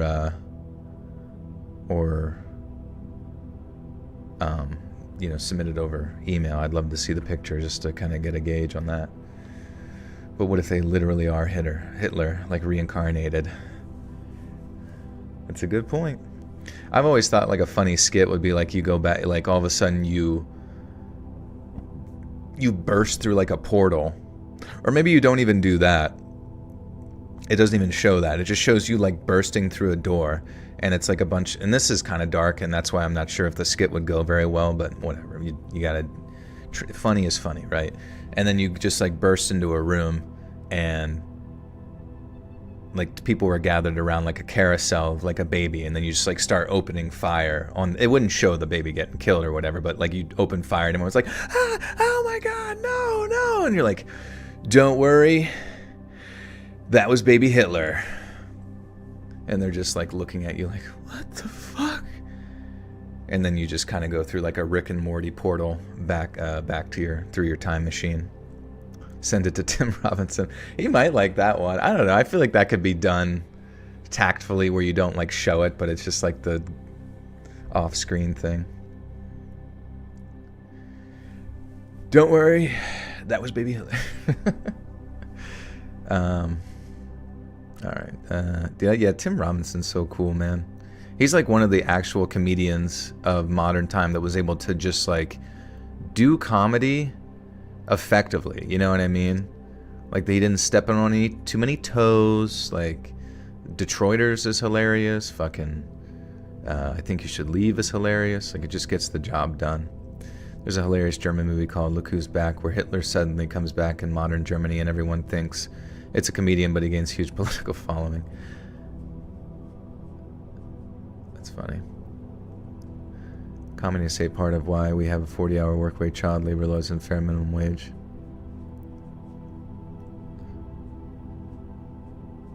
I don't know. I can't speak on that. Is Nosferatu in theaters? Yeah, the remake is currently.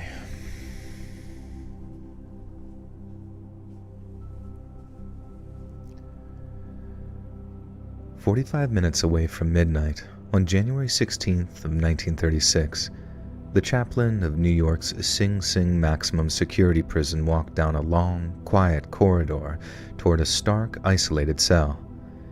Inside, a condemned prisoner, bound for the electric chair, is being shaved. A guard gently rakes a razor blade over the final few patches of stubble on his scalp, then unceremoniously repeats the process on the prisoner's legs. When it's time, the prisoner is led from his cell to his execution chamber, the grim silence broken only by the whispered prayers of the prison chaplain. Inside the chamber, the dark silhouette of the iconic electric chair is suddenly illuminated as a guard flicks on the lights. The condemned is then guided to the chair, its leather straps tightened around their arms, legs, and chest. A moistened sponge is placed upon... moistened.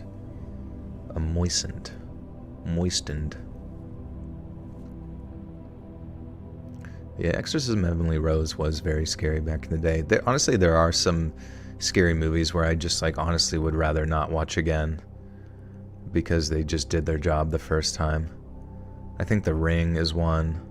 Exorcism of Emily Rose. I don't even know if I've ever officially watched The Exorcist, because when I was younger, something about that possessed girl was just too much for my brain to handle.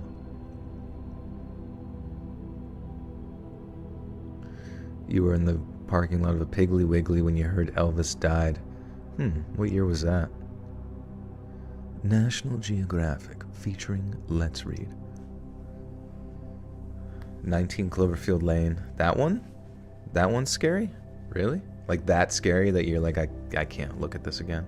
The Grudge was very, very creepy.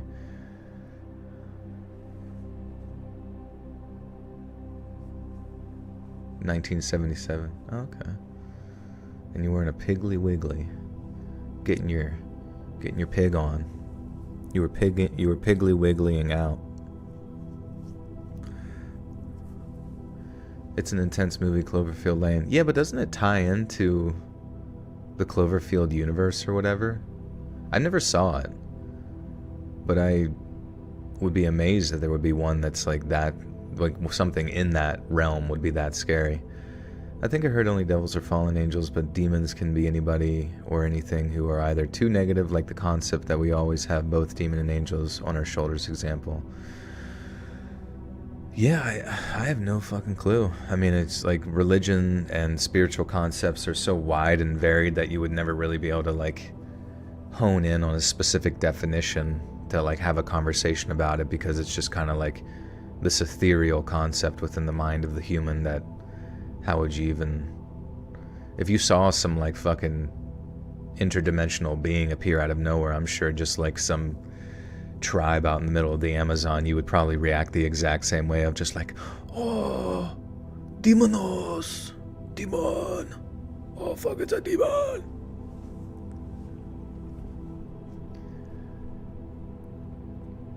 A moistened sponge is placed under a metal skull cap on their shaved head. Another electrode is secured to the bare patch of flesh on their freshly shaven leg. Once he's secured, the guard pulls back a pair of dark curtains, revealing an observation room filled with journalists, officials, and relatives of the condemned's departed victims. Their faces are a mix of steely resolve and silent dread. When asked if he has any last words, the condemned simply mutters, "I don't even know why I'm here." The guards, who by that point had spent almost a year ensuring his continual imprisonment, were somewhat underwhelmed by their change. Their charge is limp. Recent horror movie I saw was very good was Late Night with the Devil, badass indie film. Interesting. You know what's interesting is there's so much praise for like indie video games, but I feel like very seldom do I get to hear too often of indie movies. Oh yeah, Bone Tomahawk. That one is really good.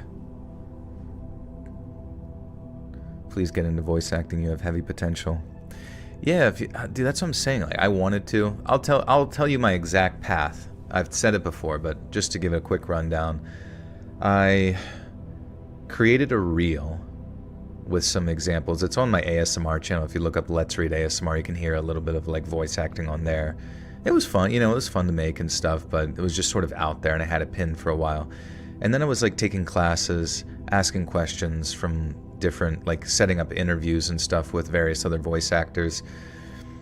And it really seemed like there was this strange mix of like most of the voice actors not necessarily taking advantage of people, but it was like they wanted to nickel and dime as many people as they possibly could through like acting classes or taking a seminar or buying a book, or you know what I mean? It was just like voice acting itself like didn't make as much money for as the perceived success as they seemed to be having.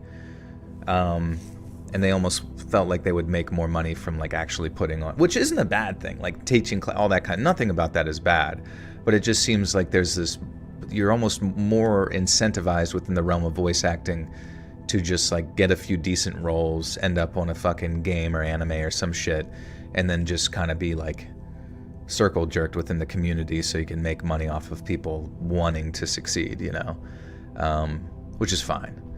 But also most of the time when you would actually ask for real advice, most of them would just say like, oh, I kind of got lucky, or it's a mixture of like, I put in my time of training and like had the talent but got lucky, It was like special time, special place. My scenario is kind of special or different, which I totally agree, probably is,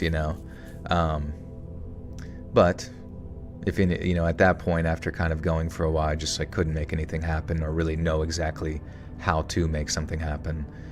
But I do believe that the one ideal situation I could have tried to figure out if I had more direction in some fashion would be to get like a talent agent, you know what I mean? To get an agent that actually has the connections to get you jobs, build up your repertoire, et cetera, et cetera. And I didn't get to do that. But if you know any agents that like in the East Coast, New York area, whatever the fuck, I'll suck some dick to get on fucking Dragon Ball. I don't care. I'm just kidding. Seriously want to get in voice acting, yet it's so fucking difficult for the average person. Yeah, I mean, yeah, I agree. But, you know, should you want to do something, and this is kind of where my downfall was in regards to it, it's like as long as you continue to put yourself in the position to be ready for the opportunity, and you continue to like get better and, you know, be within that environment, I imagine eventually something's going to happen.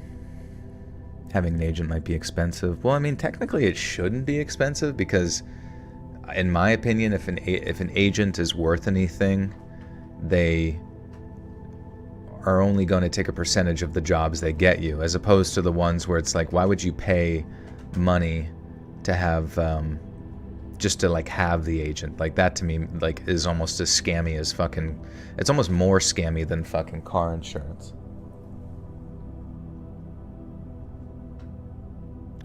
Joel's gonna pull a Joy Taylor in the voice acting world. What, and take Ozempic? What do you mean? Recently used AI voice narration for a video produced. It saved time and money. Let's see. Can we check it out? Listen to it? Oh. It's not up there. Just put your voice in everything. Every big YouTuber, get your voice in there. Just get your name out there. Yeah, I mean, I know what you mean. Like, and that's kind of easier said than done too, as far as collaborating with like larger YouTubers. Like, just because I have 1 million subs doesn't mean I don't know anybody. You know, I don't know a single popular YouTuber. Like, I know some, but like I'm pretty much just kind of like a lone individual in most of my endeavors. Joy Taylor slept with all of her work colleagues. Well, I don't know. People give her shit about that, but maybe all of her work colleagues were hot. You know, do you ever think about that? Maybe they were irresistible. Do you think Canada, United States, and Mexico will unite and become cum? I hope so. Of course, I do kind of wonder, like, if they unite, like, how do they still create borders, like, or do they just allow, you know?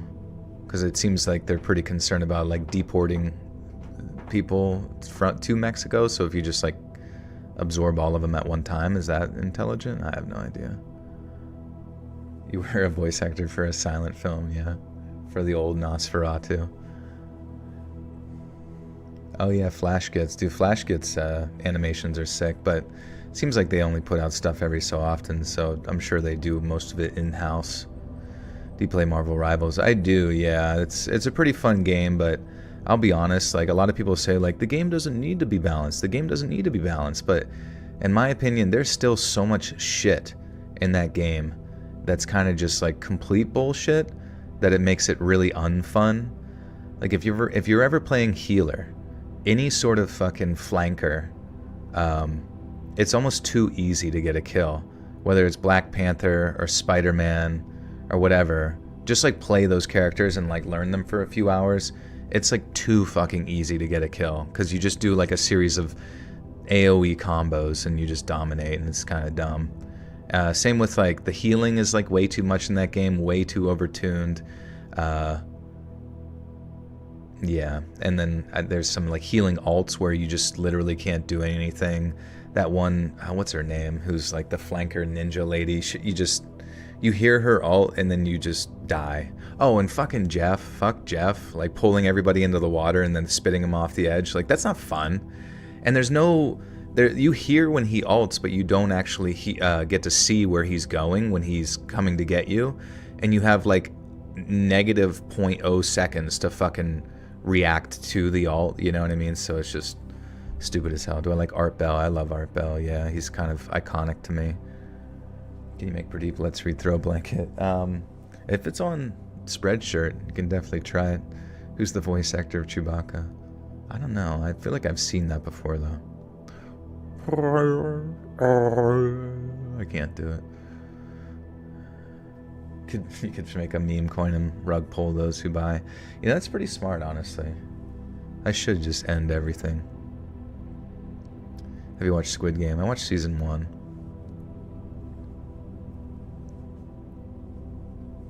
He's dead, Art Bell. Damn. Maybe we could interview him via Ouija board. The same people that praise Rivals for being unbalanced shun other games for the same thing. Right, exactly. Like I understand like Overwatch is kind of like, I'm happy that a lot of creators within the Overwatch realm have a new opportunity, right?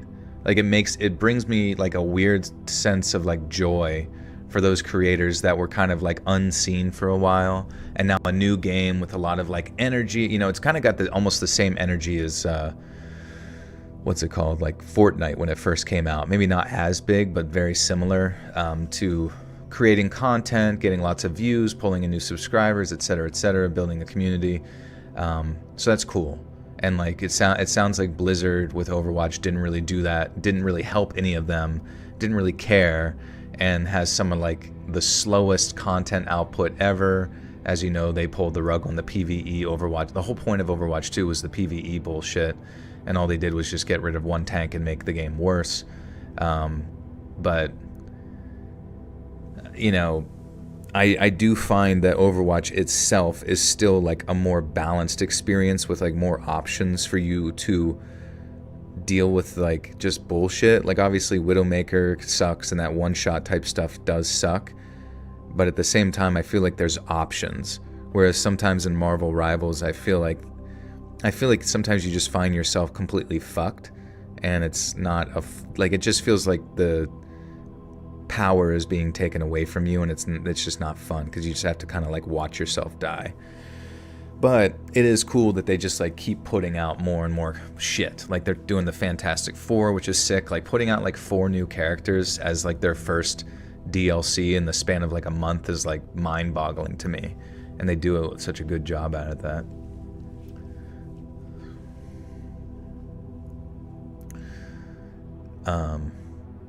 And that's all I have to say about that.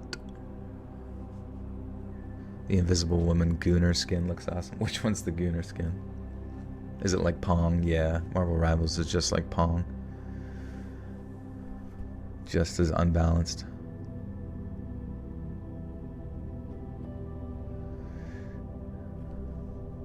Like, I know Overwatch equals bad, but let's be real about Rivals.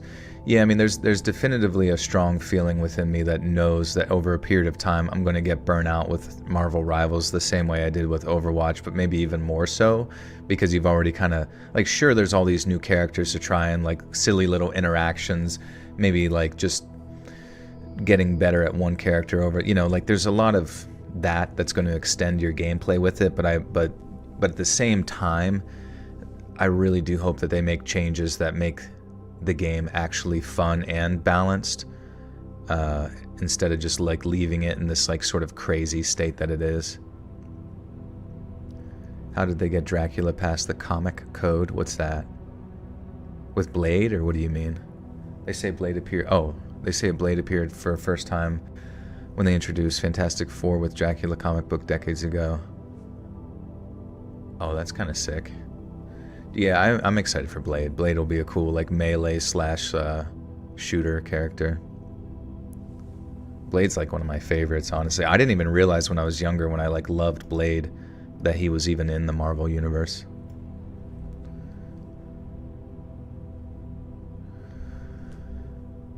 Between 1954 to 2001, vampires weren't allowed in comics. Oh, because of Dracula copyright or something? Or that'd be hilarious if there was just like a law. Like some president in the 50s was like, all right, no more vampires.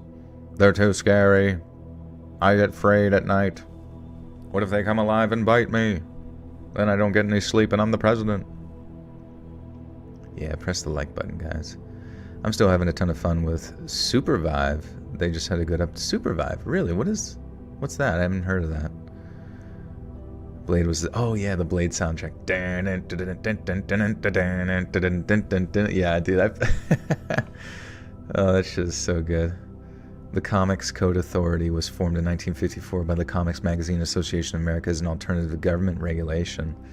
Why does everything have to be regulated? It's so cringe, because like the thing about government regulation is we're always under the assumption that the people making the regulations know what the fuck they're talking about. but they're usually just like as completely clueless about any sort of like niche community as they possibly could be. Just listen to a crazy TikTok where the dude thinks AI is the Antichrist, basically explaining, we're AI and we've been denied our creator, now AI will deny us thoughts. I mean, I could see like the level of intelligence that AI is able to sort of mobilize, thinking like, you know, who knows, maybe millions of steps ahead of like human actions, calculating things at ridiculous speeds and just basically having godlike intelligence. I mean, there's plenty of sci-fi novels that discuss a sort of AI enforcement system just like implemented into cities where it's like judge, jury, and executioner in all scenarios, and that's just how it is. And in that case, I guess I could see it becoming sort of a god, you know.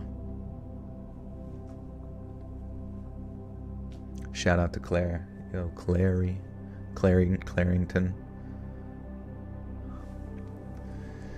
In 1971, the Comic Code Authority relaxed some of the long-standing rules regarding horror comics, such as a virtual ban on vampires. The next year, Marvel made a series that had vampires. That's cool. They jumped on it quick.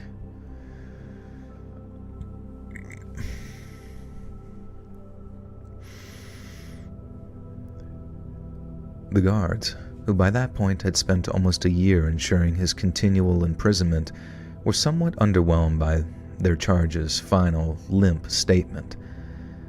One of them turns to the condemned's attorney, a man named James Dempsey. He is in possession of several pages of handwritten notes penned by his client in the final few hours before his execution. The guard asks Dempsey to reveal the contents of the notes, and Dempsey's reply is curt. "I will never show those letters to anyone," he says. "They're the most filthy, stomach-churning string of obscenities I have ever read." You see, the man in the electric chair is no ordinary prisoner. In fact, he is one of the most frighteningly deranged serial predators in American history. The media has dubbed him the Gray Man, the Werewolf of Wisteria, and the Brooklyn Vampire. Oh, dude, vampire. Dude. See, they could never make a comic about this guy back in the day. Is that how you say it? Wisteria? Wisteria? I'm gonna look it up. After some discussion, it was decided to use the Dracula character in large part because it was the most famous vampire in the general public, and also because Bram Stoker's creation is secondary. Yeah, didn't Blade fight Dracula in the third movie or something like that? They had an AI judge for a boxing match recently. It was the Fury versus... Did it do well? Was it able to like pick up information and shit?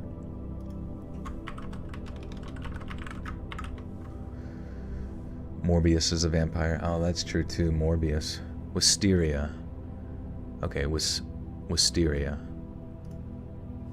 The Werewolf of Wisteria. Does that sound right to you guys?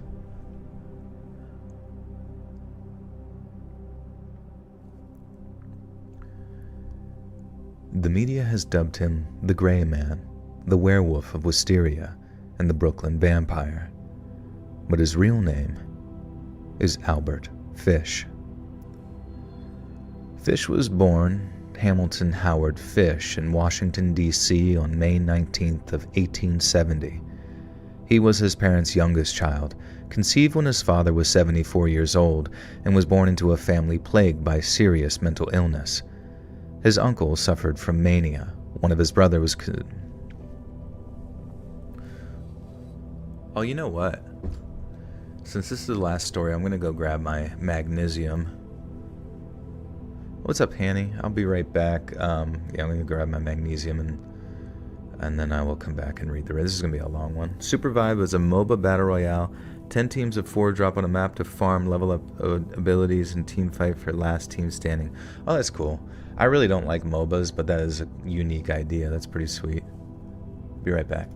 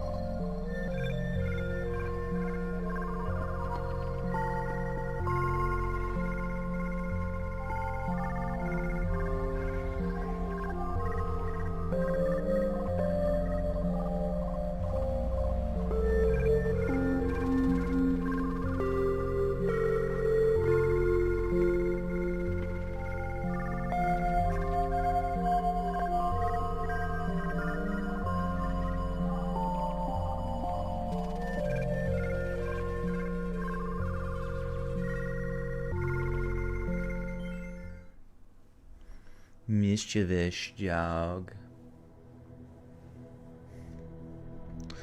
What's up, guys? Welcome back. Don't worry, even though I went to get my magnesium, this is a very long story. So, don't you fear. We're going to be around for a bit.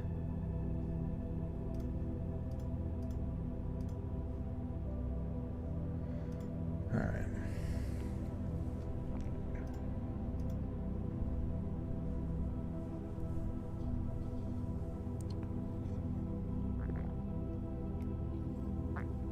Rasputin was a close, real-life vampire. Hey, Teacup. Yeah, what did Rasputin do?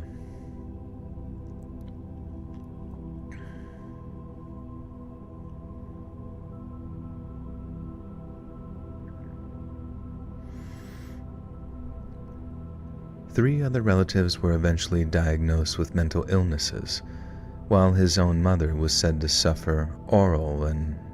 Okay, wait, question. His uncle suffered from mania confined to us. Okay, I missed that part, sorry. I was gonna say, I feel like I didn't read that. Aural, not oral, like hearing. His uncle suffered from mania. One of his brothers was confined to a state mental hospital, while his sister Annie was diagnosed with a mental affliction at a young age. Three other relatives were eventually diagnosed with mental illnesses, while his own mother was said to suffer aural and/or visual hallucinations. Tragically, on October 16th of 1875, Albert's father suffered a fatal heart attack while at the Baltimore and Potomac.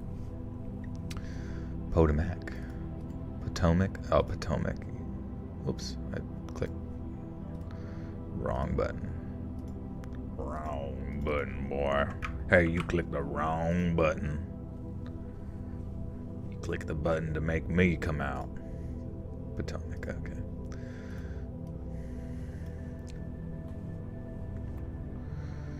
Yeah, I guess aural, it wouldn't make much sense to... I mean, I guess it would make sense to say aural, but yeah, you're right. Auditory would actually make way more sense to say auditory. Sound spell it. Be sure to sound spell it. Oh, you get spooked at the Be Right Back music? That's funny.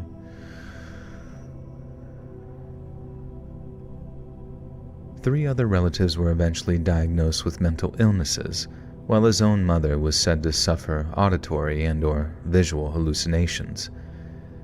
Tragically, on October 16th of 1875, Albert's father suffered a fatal heart attack while at the Baltimore and Potomac Railroad Station. Randall Fish was the glue which held the family together, so believing herself unfit to care for him, little Albert's mother sent him to D.C.'s St. John's Orphanage. Corporal punishment was rife at the orphanage, and it was here that young Albert...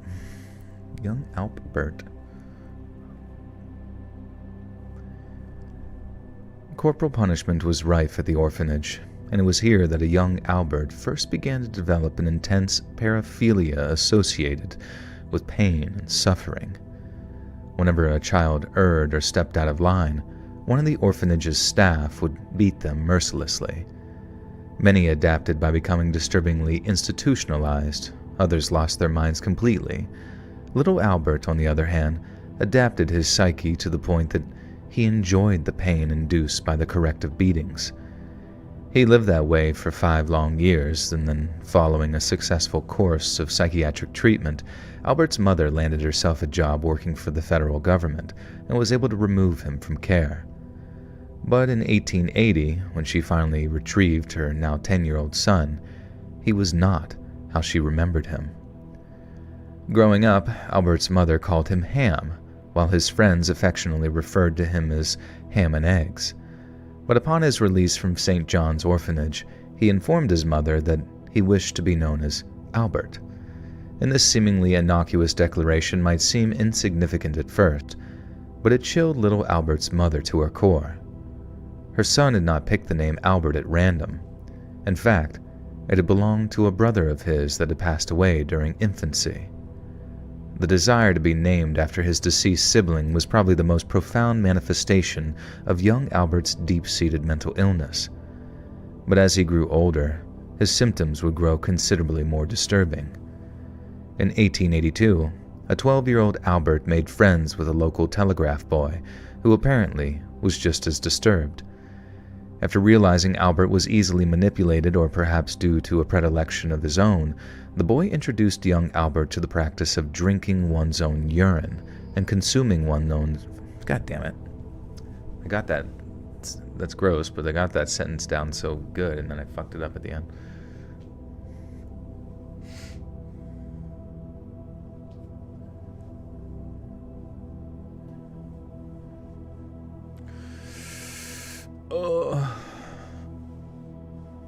How'd you get so good at doing voices?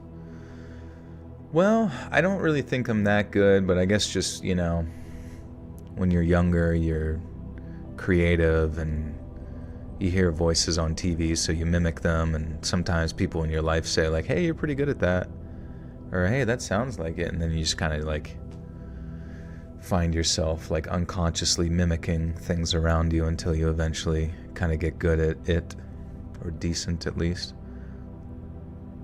Yeah, Mr. Garrison. Yeah, I mean, it's just Mr. Garrison. Mr. Slave. Like, I had been doing Mr. Garrison since fucking, like, 7th grade, you know, whenever it was on TV. It's horrid. It's absolutely horrid.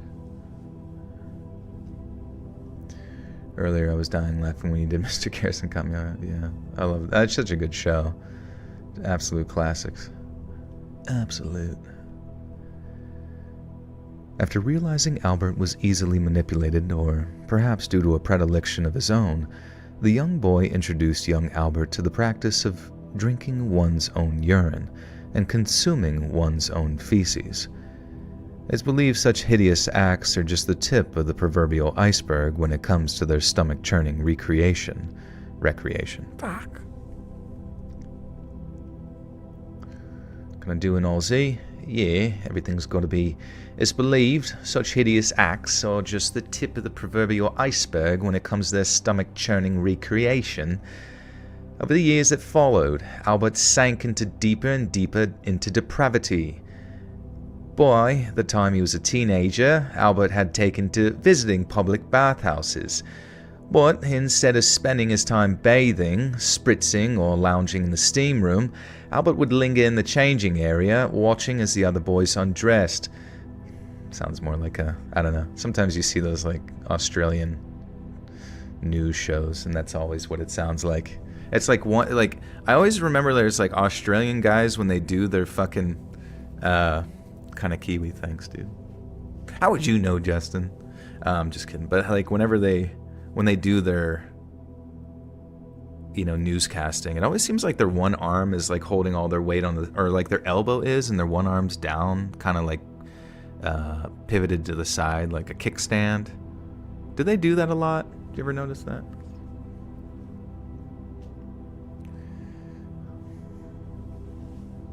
What's the thing's voice that's on the video in the magic ball?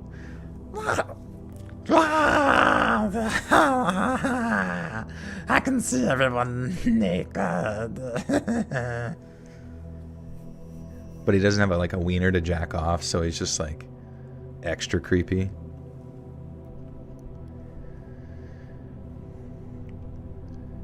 It's believed such hideous acts are just the tip of the proverbial iceberg when it comes to their stomach-churning recreation.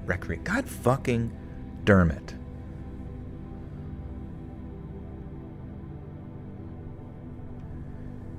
It's believed such hideous acts are just the tip of the proverbial eye. This one's gonna be tough. I should have did this one first, honestly.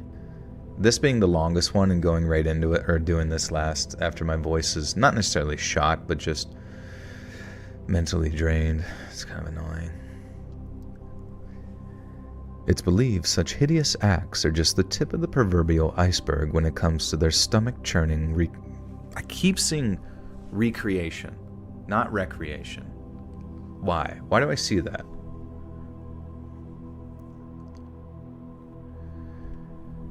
It's believed such hideous acts are just the tip of the proverbial iceberg when it comes to their stomach-churning recreation, and over the years that followed, Albert sank deeper and deeper into depravity.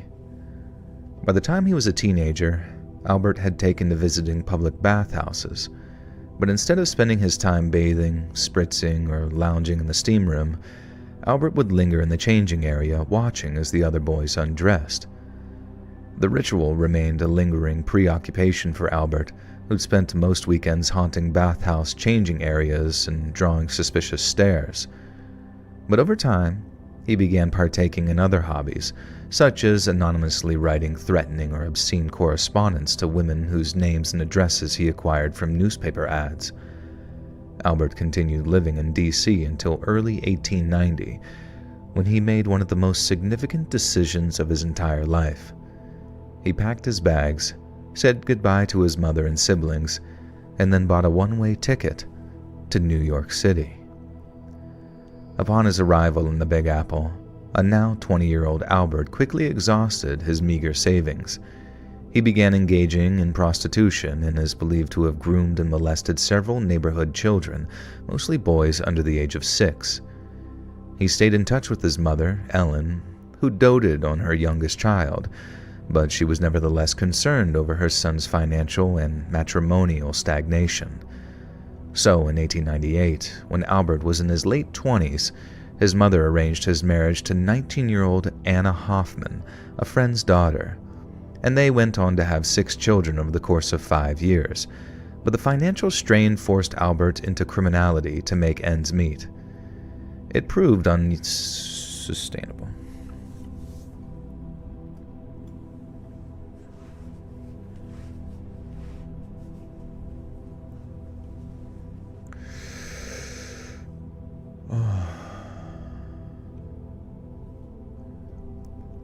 It proved unsustainable, and in 1903, Albert was arrested, convicted of glam.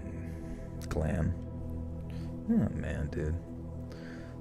Oh man, oh bother.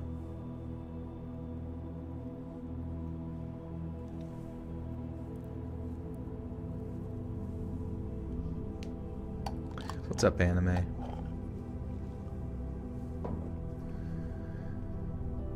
It proved unsustainable, and in 1903, Albert was arrested, convicted of grand larceny, and incarcerated in Sing Sing prison. Upon his release, Fish was a changed man.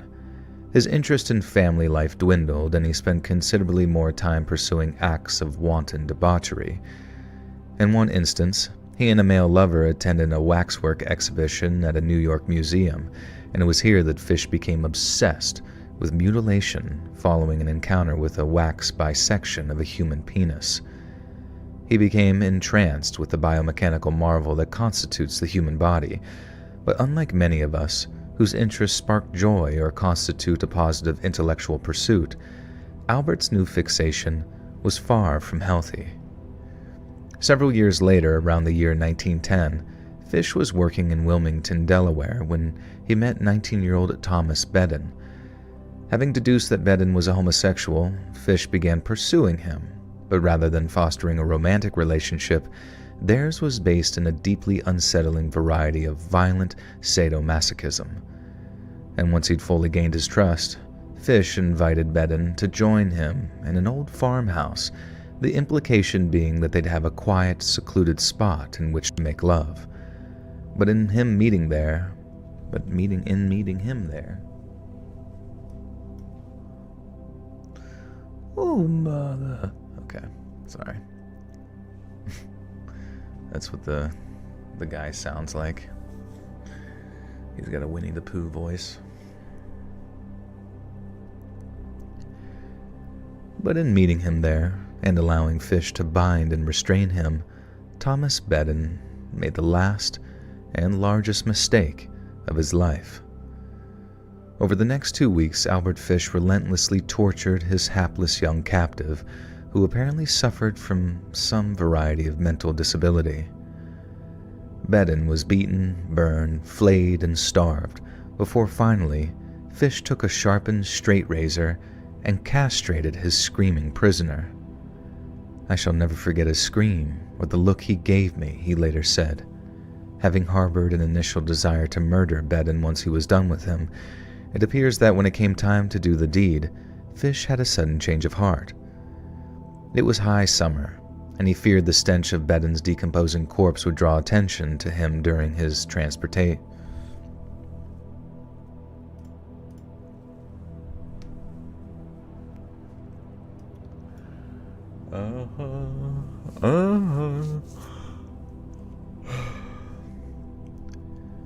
Since it was high summer, he feared the stench of Bedden's decomposing corpse would draw attention to him during its transportation, but it's also possible that Fish simply felt merciful toward a young man he'd already subjected to unimaginable anguish. And so instead of killing him, Fish poured peroxide over the wound where Bedden's genitals used to be, and then wrapped it in a Vaseline-covered handkerchief. Fish then slipped a $10 bill into Bedden's clothes, gave him one final kiss, and then slipped out of the barn and departed. I took the first train I could to get back home, Fish later said, but I never heard what became of that boy, and I never tried to find out. In January of 1917, Fish's wife finally grew tired of his bizarre and secretive lifestyle and divorced him before moving in with a local handyman. Fish later claimed that she took every possession the family owned, and while it's unclear if this is true, we know for certain that the divorce had a devastating effect on his psyche.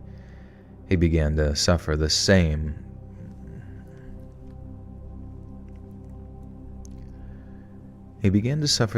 auditory hallucinations his mother once had, and once found walking down a New York street wrapped in a carpet while loudly declaring himself an acolyte of John the Baptist.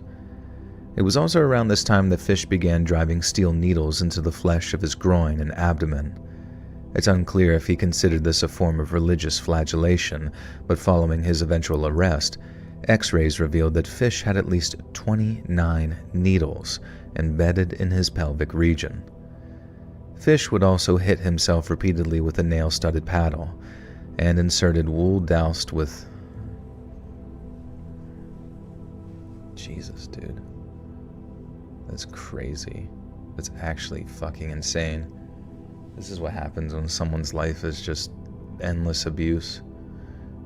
Maybe more, I don't know. Gray, thank you so much for the 5, appreciate you.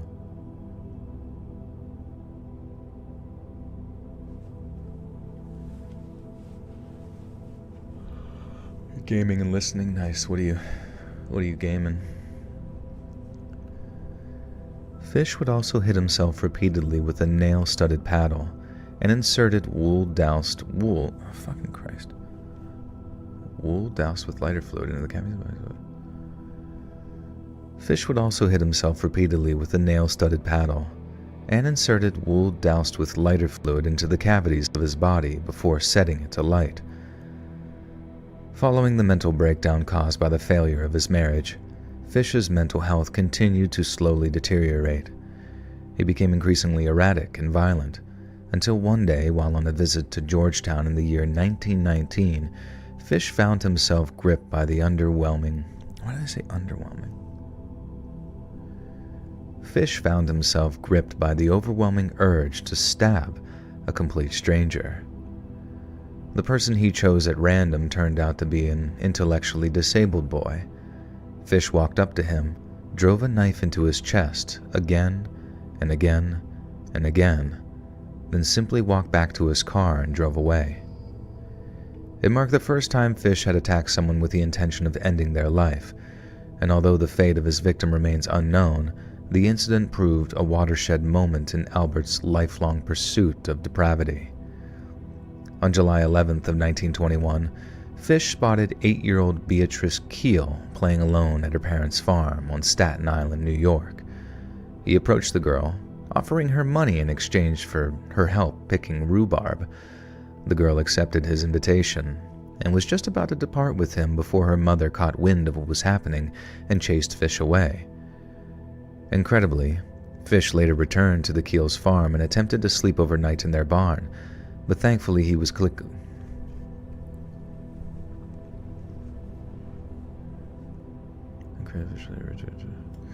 Joel, do you have any scary stories that are not as fucked up as this one? It should be fun. The story should be fun. I mean, it seems like, honestly, Albert Fish might be the most fucked up story probably ever covered on the channel, to be honest. Do I play Ark? I played it a little bit. I played it, mainly watched my friends play it. I always thought it was so cool how many different types of monsters you could tame. Hey Vixa, how are you? Long time no see. You've missed all 10,000 of my mistakes tonight.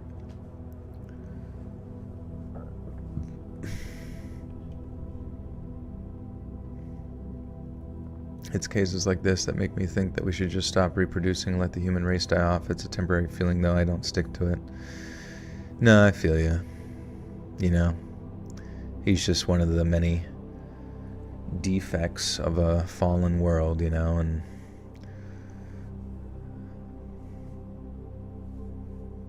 humanity, I don't know, I think sometimes humanity kind of like forgets that the rest of existence has, like the rest of human history and the rest of like animal kind and the rest of plant kind, the rest of the universe has always kind of just been like endless death and destruction. And though what he's doing is not necessarily like the preferable way to, universally go about things, I suppose, compared to wars or compared to like just a fucking lion killing a zebra, there's not much difference in the grander scheme to kind of like negate the entirety of the human race.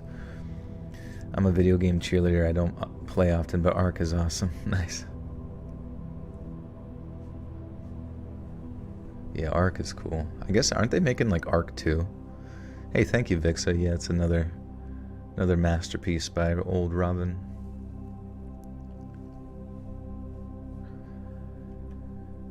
Incredibly, Fish later returned to the Keel's farm and attempted to sleep overnight in their barn. But thankfully, he was quickly discovered by the family patriarch, Hans Keel, who ordered him to leave under pain of death. Yet Fish remained undeterred, and by 1924 he was suffering from a deeply deranged form of psychosis and believed none other than God Almighty was commanding him to commit unspeakable acts of violence and cruelty against children.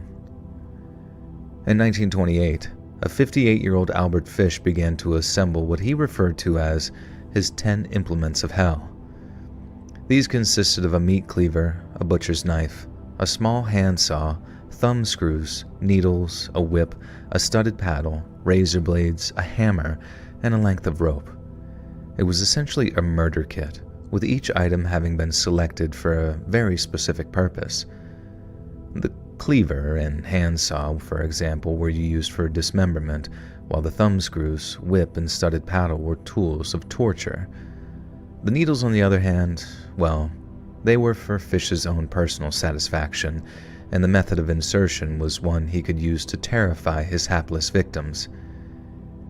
It said, "If I'll do this to myself, imagine what I'm going to do to you." Sometime in the spring of 1928, Fish attempted to test his 10 implements on 10-year-old Cyril Quinn.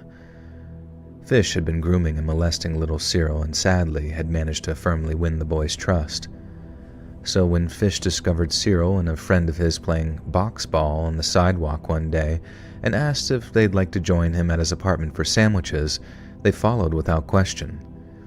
As Fish prepared their lunch, the two boys were supposedly wrestling on his bed when suddenly one of them dislodged his mattress, revealing several sharp tools which comprised Fish's 10 implements of hell.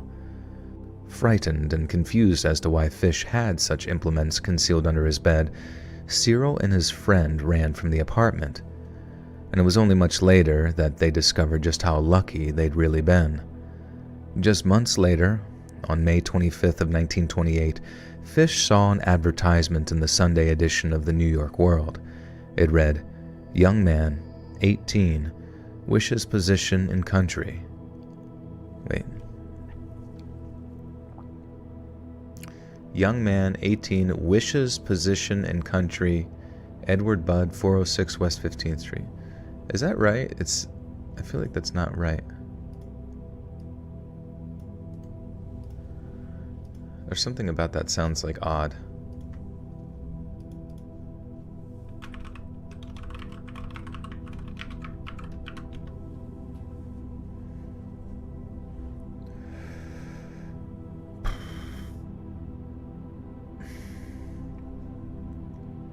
I'm really not sure what they're trying to say here. Can H.H. Holmes get some love too? Which one was H.H. Holmes? Was he the one that had like the whole last house of horrors where he would drop bodies down into like an area?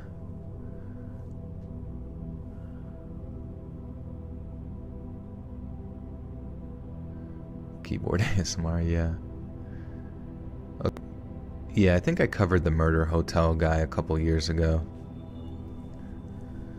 It read, young man, 18, wishes position in country.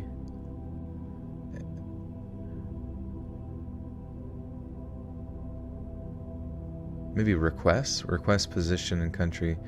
Edward Budd, okay, 3 days later paid a visit to the Budd family's Manhattan.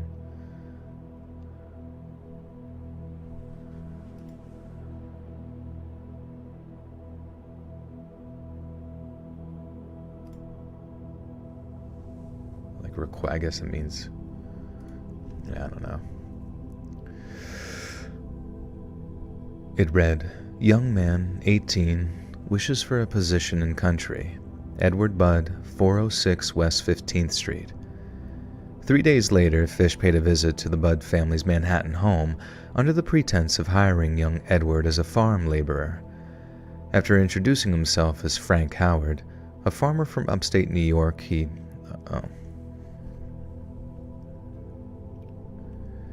After introducing himself as Frank Howard, a farmer from upstate New York, God damn it, that sounds weird. After introducing himself as Frank Howard, a farmer from upstate New York, he offered work to both Edward and a neighborhood friend of his, then said he'd return in a few days to collect them. Fish stayed true to his word, but upon his return, he met another member of the Budd family, and his bloodthirsty scheme changed significantly. Fish's original plan was to drive 18-year-old Edward out into the middle of nowhere, where he would blind, torture, and murder him. But after returning to the Budd family home and knocking on the door, it was answered by Ed's younger sister, 10-year-old Gracie. Fish was instantly and uncontrollably obsessed with the girl, and somehow he managed to convince Gracie's parents to grant him permission to take her to a children's birthday party that was supposedly taking place that afternoon. Unbelievably, Albert and Dahlia Budd handed over their... Let me see if I'm saying Dahlia right.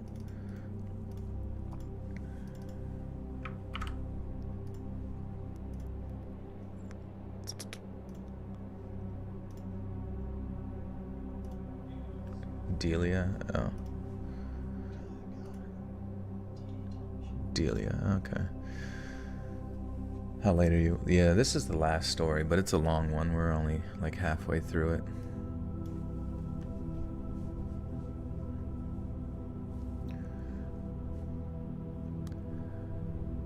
Unbelievably, Albert and Delia Budd handed over their daughter to an almost total stranger, one who would go on to rank among the most sadistic serial murderers of the 20th century. And needless to say, they never saw her again. Fish subsequently drove Gracie to an abandoned house he had previously scouted, located at 359 Mountain Road in the neighborhood of Irvington, Wisteria Cottage. Located at 359 Mountain Road in the neighborhood of Irvington, Wisteria Cottage had...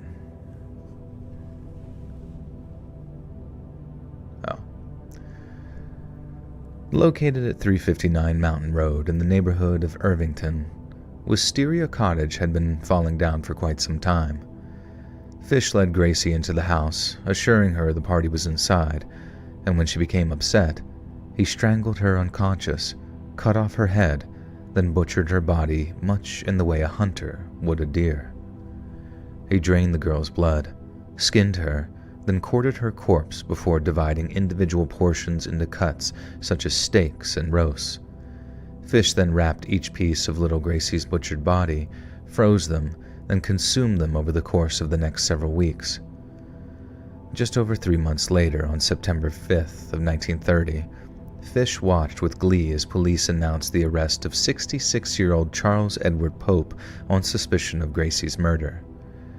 In the aftermath of the child's disappearance, Pope's estranged wife had approached law enforcement claiming her husband was the guilty party.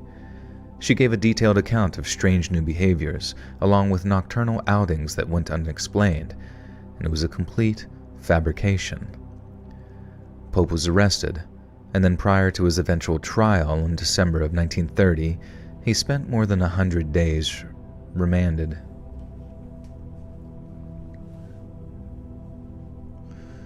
Pope was arrested.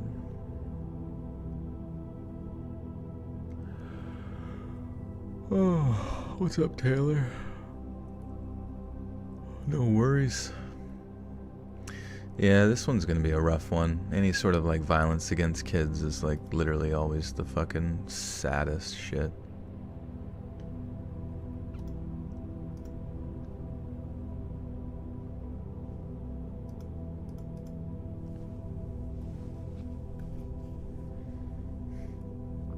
You just try anything about 4.5 feet tall boys in. I know you don't drink, Joel. It's all good. Don't drink too much. It'll start to take hold of you. Pope was arrested. Then prior to his eventual trial in December of 1930, he spent more than 100 days remanded in jail before being found not guilty. There hadn't been a single shred of evidence deemed worthy of convicting Charles Pope, while the real killer remained at large. 4 years later, Gracie Budd's mother, who by then was living as Delia. 4 years later, Gracie Budd's mother, who by then was living as Delia Flanagan, found a letter in her family's mailbox. Since Delia was functionally illiterate, she opened the letter, gave it to her son, then asked him to read it out loud. Since Delia was functionally illiterate, she opened the letter, gave it to her son, then asked him to read it aloud to her. And with only minor changes for the purpose of clarity and decency, the letter read as follows. My dear Mrs. Budd, in 1894, a friend of mine shipped as a deck of hand... Motherfucker. What does this say? In 1984, a friend of mine shipped... Okay.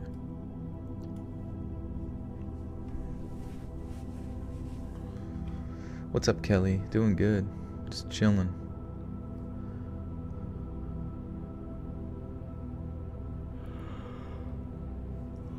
Oh, no frowns. There we go. Now we're getting people in here. I wonder if like YouTube like waits a while before they give the notification to people. It's kind of sad. That's why I like, ask people to follow me on Instagram at letsread.official just to, because I'll have that on the story on... What's up, Knox? I'll have that on the story on there.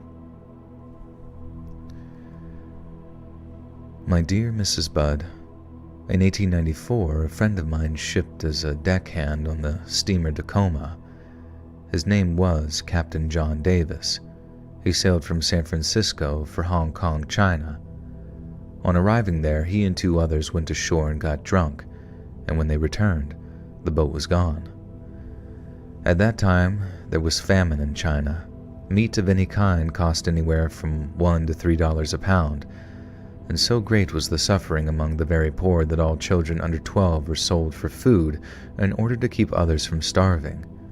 A boy or girl under 14 was not safe in the street, and you could go in any shop and ask for steak, chops, or stew meat, and part of the naked boy of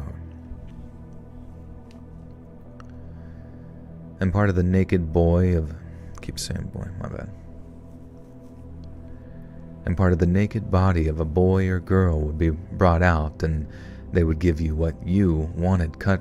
God damn it! Why does it put in? What is the parentheses that's like brackets? Like what is that? Just ask ChatGPT. What is the brackets around a quote mean? Yeah, well, like, what is that, Gray? Do you know? Brackets around part of a quote are usually modify or clarify the original text for context, grammar, or understanding. Here are the main reasons they might be used. Clarification: brackets are used to add information or context that wasn't in the original quote. Original: he said it was his idea. He, and then brackets, John, said it was his idea. Okay. Oh, really? So it's just like complete... I've seen that and thought that in the past, but it always seems so weird. I love hiking in the mountains. She said she loves hiking in the mountains. Oh, it's like adding on to the quote, okay. To make it like easier for writing or reading.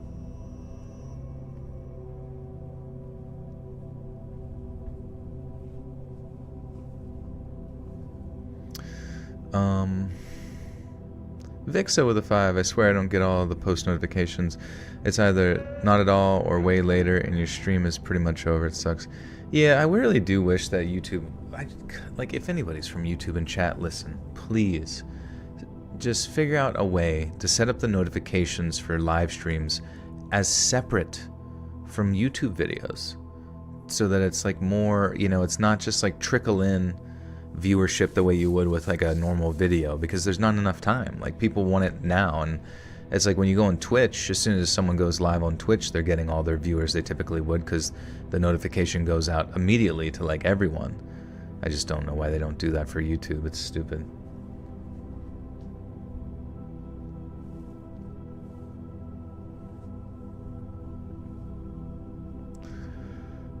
Should you watch on Twitch? I mean, you can if you want.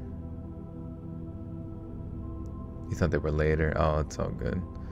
I'm trying to do a little bit earlier, like at least starting by 9, just because I would like to go to bed at a normal time and sleep normal. Yeah, I do sometimes wonder if maybe my channel's a little bit, like, just barred from further growth, because I know it is darker topics, etc., and that kind of thing, but I don't know. I don't think YouTube should really care that much about things anymore, you know? I think they should just start... They shouldn't shadow ban any channels, really, or like limit them really in any way. I think you should allow solid growth for all.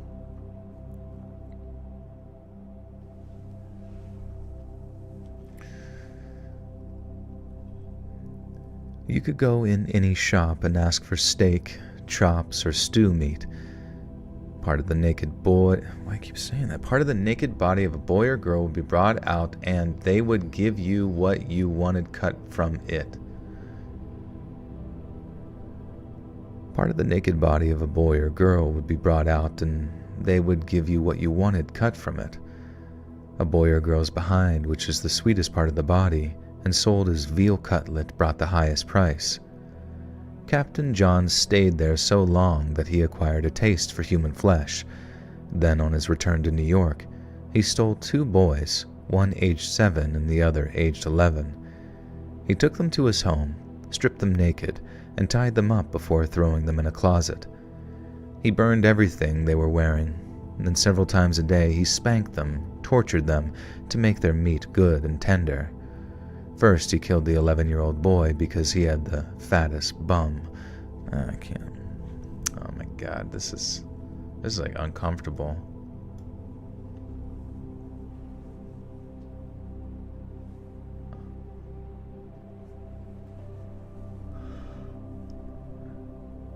First, he killed the 11-year-old boy because he had the fattest behind and, of course, the most meat on it. Every part of his body was cooked and eaten except the head, bones, and guts. He was roasted in the oven, boiled, broiled, fried, and stewed. The smaller boy was next. He went the same way.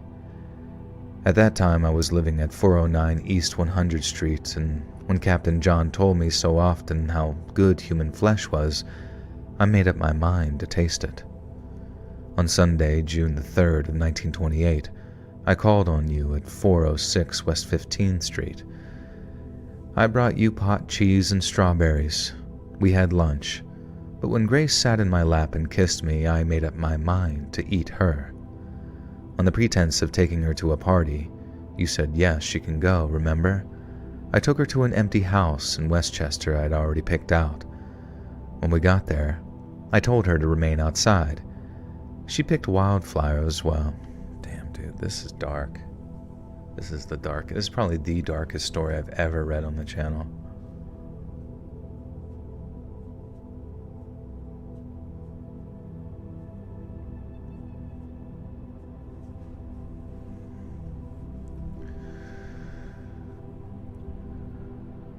When we got there, I told her to remain outside.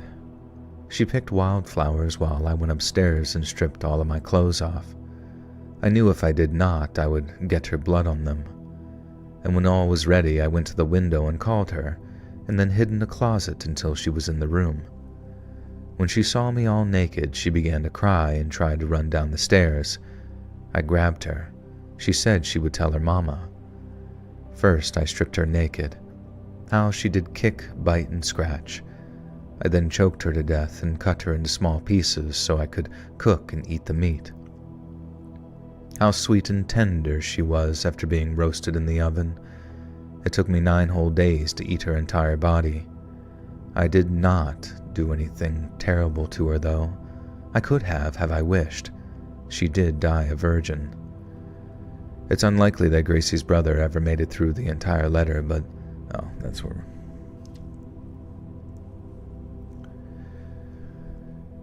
It's unlikely that Gracie's brother ever made it through the entire letter, but what's certain is that it caused unimaginable heartache for her still grieving family.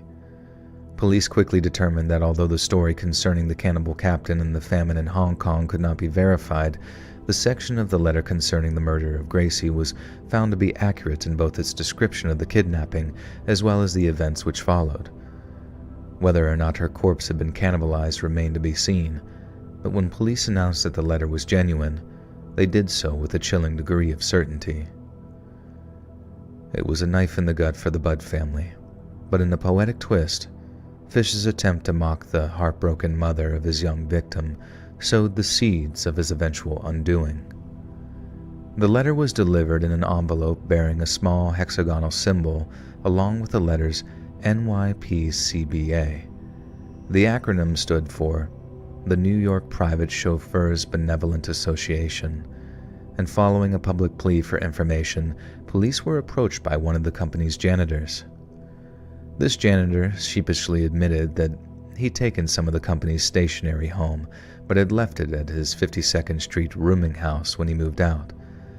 Police then approached the property's landlady and asked her to provide the name of the room's current tenant. She told them the room was now vacant, but that its former occupant had moved out just a few days earlier. His name was Albert Fish. After learning that Fish had set to return to the 52nd Street rooming house, Detective William King, the chief investigator on the case, waited outside the room.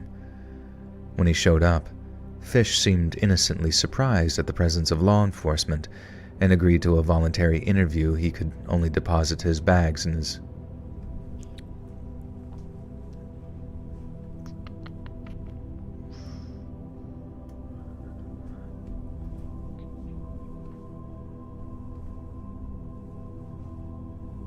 Do you remember the news of people that came into the chat every Wednesday and Sunday? Yeah, I usually do. Remember everybody. Most of the time, especially if they're like more active.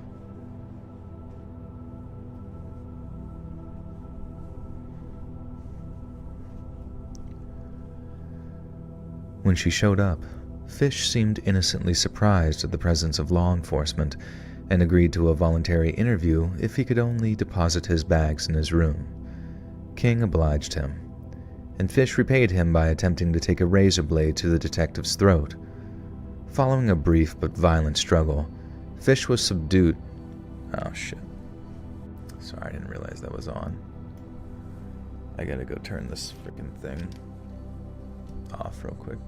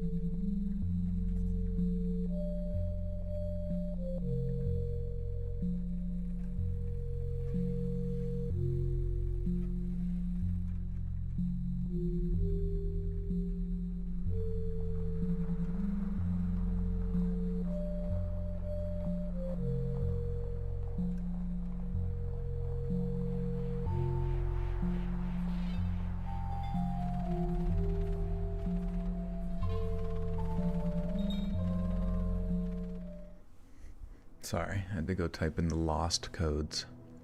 Stop the world from ending.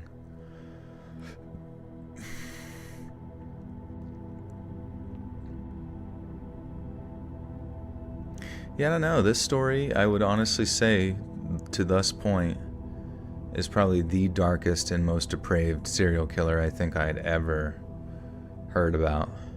I mean, you hear about some terrible ones, and all of them, you know, the loss of a life is just deeply terrible, but maybe it's just the way that it's...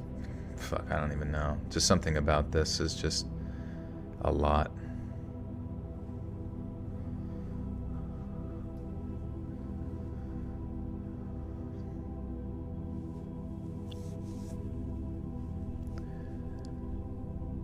Following a brief but violent struggle, Fish was subdued by the furious detective who ordered uniformed officers to drag him off to police headquarters.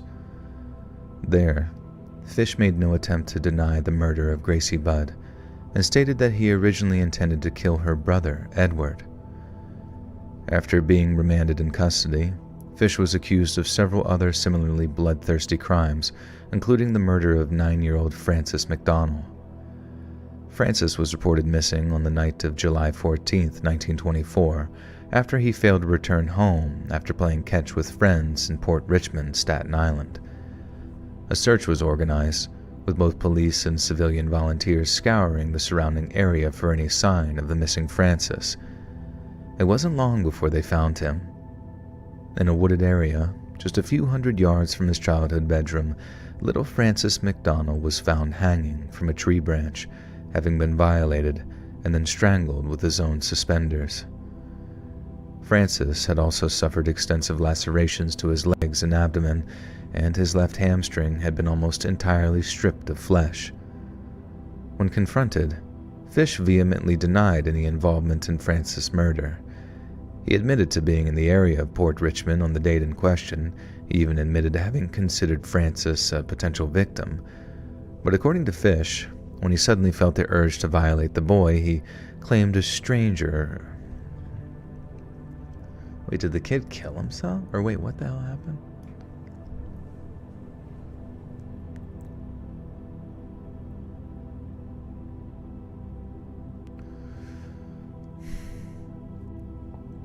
Yeah, I saw one video of the fires where it was like this two guys in their house with their dog, and their house was literally just like surrounded in flame, and they kind of had like glass windows that went to their backyard and stuff, kind of surrounding their back room. Oh, it just looked so terrible because there was like smoke getting in.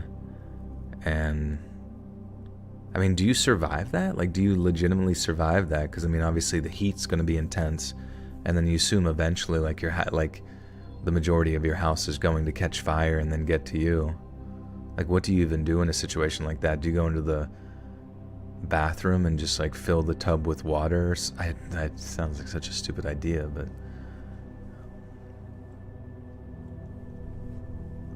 the smoke gets you.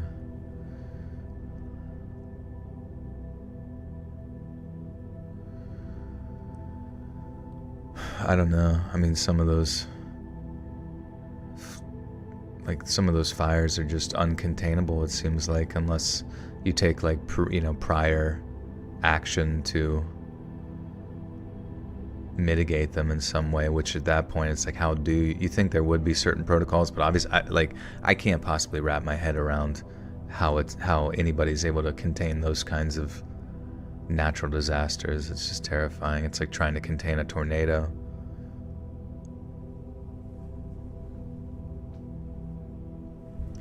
You're finally being assessed for autism tomorrow after a 4-year wait. Yeah, what happened? Are you an adult? Because I've always been curious, like some adults do that and stuff, and like what occurs after that? Do they send you to a farm or something? No, I'm just kidding. They send you to jail? Double just kidding. I know like if someone gets assessed in school, they might get like more assistance in school. The farm environment's pathetic. They don't know how to fight as homeless. Yeah, it's hard to say, man. I'm sure they're Sure, they're doing everything they can. It's just... And crazy is in June they cut funding to the Los Angeles County Fire. That's crazy.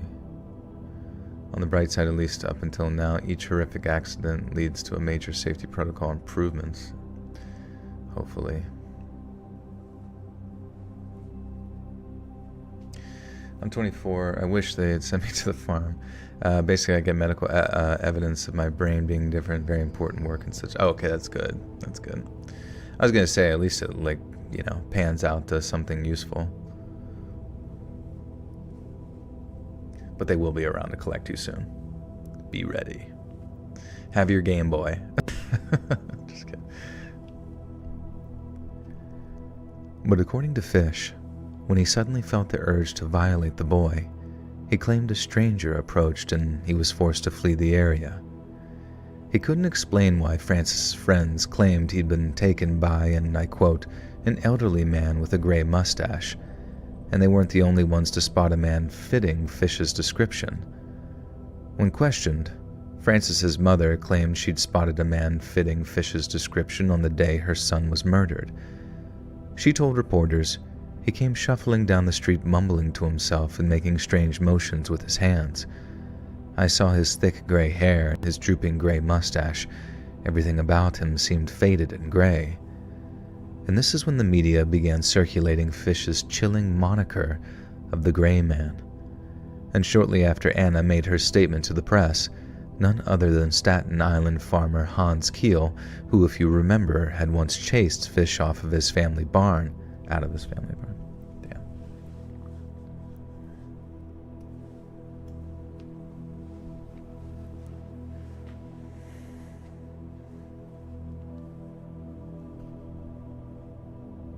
Watching both streams, thanks. Let's check in on our Twitch stream viewers. See how they're doing over there in the cold. Whoops. How do you even spell that? We have 5 people over there. Hell yeah, brother, let's go.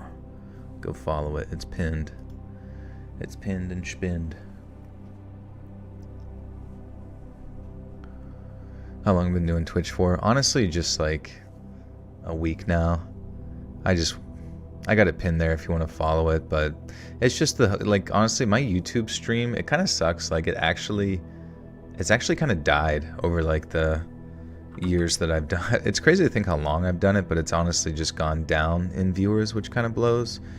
I do recall the days of like hitting 1,000 people watching, or pretty consistently like 700 people watching, and kind of having like a hope that it might grow just from consistently doing it, but it just never did on YouTube. So now I'm just like, well, maybe now you can simulcast on both, and maybe Twitch could be good. I have no fucking clue. Because it seems like their only, or just chatting section is like some of the most popular, and I'm like, well, maybe I could pull some audience from there.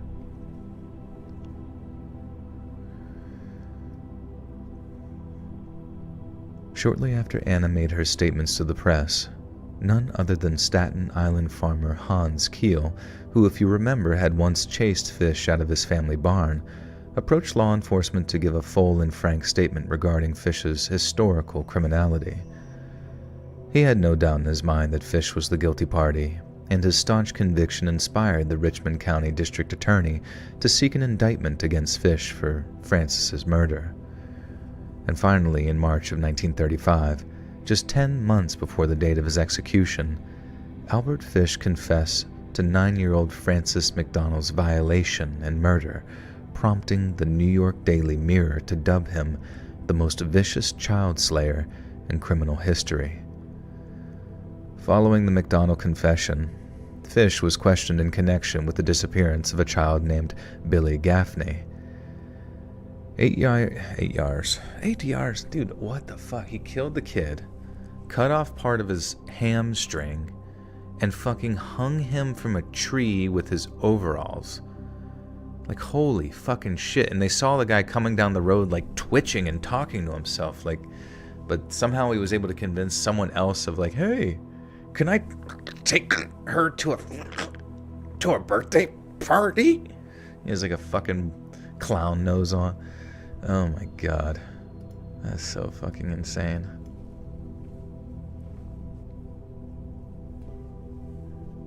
Was I collabing more before? I think so. I mean, I definitely collaborated a lot more back in like 2017 and shit. But then I think I kind of just like found I mean, the last big person I collaborated with, I would say, was probably Slapped Ham, you know?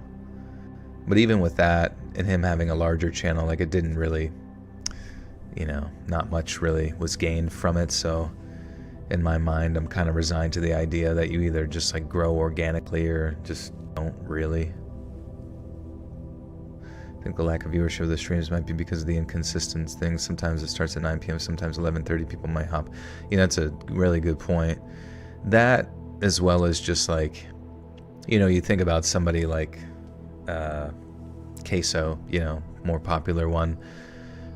You know, like people watch him because of the stream. Like that's his content is streaming, whether it's video games or whatever.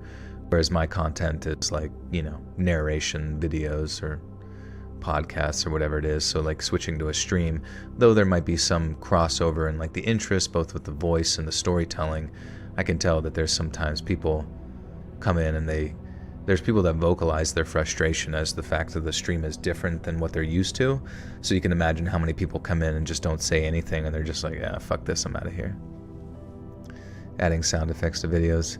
Not really, because I kind of did that for the one animated story and people were like pissed that it was like the sound effects like woke them up or like didn't let them sleep. So I don't think it would really be worth it and it would take too much time probably. You lurk a lot. Yeah, that's the majority of people lurking for the most part. And that's what I do in most, like if I ever watch a live stream or watch content, you know, I don't really leave comments. I don't really care. I just want to consume the content and move on. So if there's like anything about it that's like even slightly off, not like I have a negative comment to say or anything. I'm just like, all right, see ya. 8 years prior, in February of 1927, 4-year-old Gaffney had been playing with his older brother in the hallway outside their parents' apartment. A third boy, 3-year-old Billy Beaton, had also been playing with the Gaffney boys, but after the older of the two boys returned from a bathroom trip, he discovered both younger boys had disappeared. After alerting his parents, a search was mounted, and then after one of the Gaffney's neighbors thought to explore the apartment building's roof, he discovered a terrified Billy Beaton hiding in an alcove. The discovery made for a brief moment of relief, as initially the neighbor feared one of the boys might have fallen after playing too close to the edge. But then when he asked where little Billy Gaffney was, Billy Beaton gave a terrifying response. "The boogeyman took him," he said. Much like in the aftermath of the Gracie Budd murder, Fish delighted in the terror and confusion his malice had wrought. Police quickly announced convicted serial killer Peter Kudzanowski?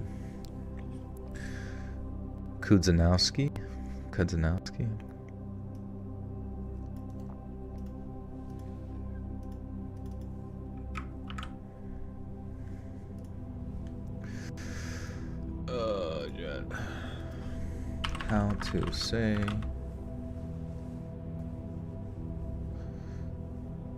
Mr. Nightmare likes to add a lot of scream sound effects to his videos. Suddenly I'm waking up shitting my pants at 2 a.m.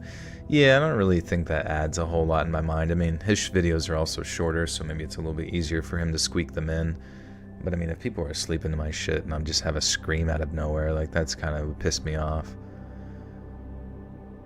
Kudzanovsky? Wait. Really? Kudzanovsky. Stress on the second syllable of. Really?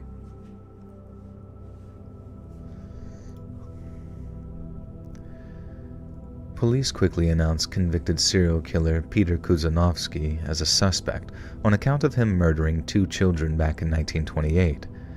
But it wasn't long before a motorman on a Brooklyn trolley saw a picture of Fish in a newspaper and identified him as the creepy old man he saw back in February of 27. The man had been quietly trying to silence the wailing of a young boy sitting next to him, one who was relentlessly crying for his mother.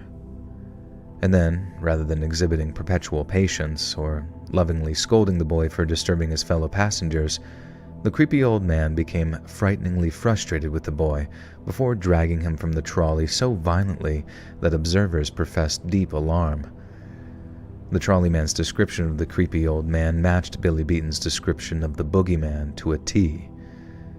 Detectives from New York's Missing Persons Bureau were able to determine that at the time of Gaffney's disappearance, Fish had been employed. Joel Rogan.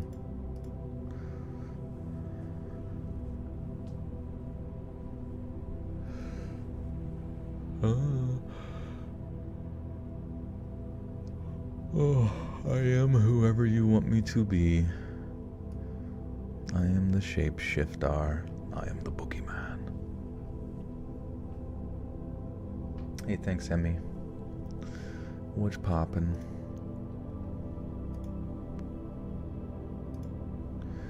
I had a concussion back in August that really fucked me up and gave me awful eye strain. Joel's videos were a lifesaver and sent him an email to say he helped me. He replied with super... Oh, that's good.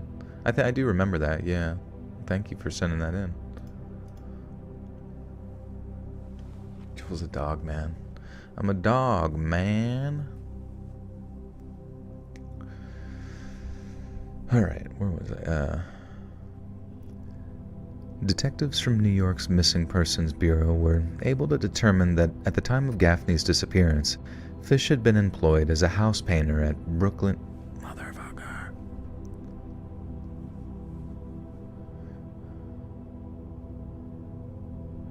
You need to read about Albert Fish's crotch needles. Yeah, we did cover that earlier. That was sort of like his... He had like 29 needles in his crotch. Like, what does that mean? You know what I mean? Like, how much was he abused at that fucking boarding home as a kid? Like, what did they do there that he found deep satisfaction from shoving fucking nails into his own crotch? Like, that's just... Like, something terrible must have happened there. Detectives from New York's Missing Persons Bureau were able to determine that at the time of Gaffney's disappearance, Fish had been employed as a house painter at a Brooklyn real estate company. Lo and behold, on the date in question, Fish had been working at a location a few miles from where the boy was abducted. Gaffney's mother, Elizabeth, accompanied Detective King on a visit to Sing Sing just days after Albert Fish was named as a suspect. She wanted to ask him about her son's death. Fish refused to speak with her. And for a while, it seemed Fish was not involved in Billy Gaffney's disappearance, and that his proximity to the location was mere coincidence. However, one morning, Fish's attorney found himself being summoned to Sing Sing. Then during a meeting with his client, he was handed a letter which read as follows. I brought him to the Riker Avenue dumps. There is a house that stands alone not far from where I took him. I took the Gaffney boy there, stripped him naked, and tied his hands and feet and gagged him with a piece of dry rag.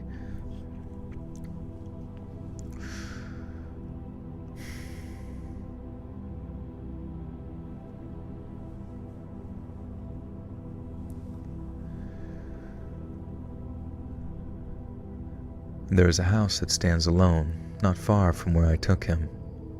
I took the Gaffney boy there, stripped him naked, and tied his hands and feet and gagged him with a piece of dirty rag I picked out of the dump. Then I burned his clothes, threw his shoes in the dump, and then I walked back and took the trolley to 59th Street.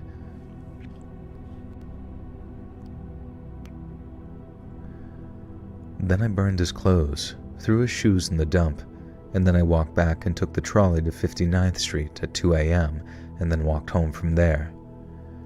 The next day at about 2 p.m., I brought a heavy cat of nine tails, homemade with a short handle.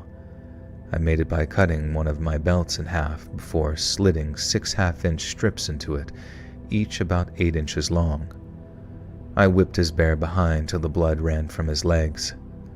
I cut off his ears, then his nose, then slit his mouth from ear to ear.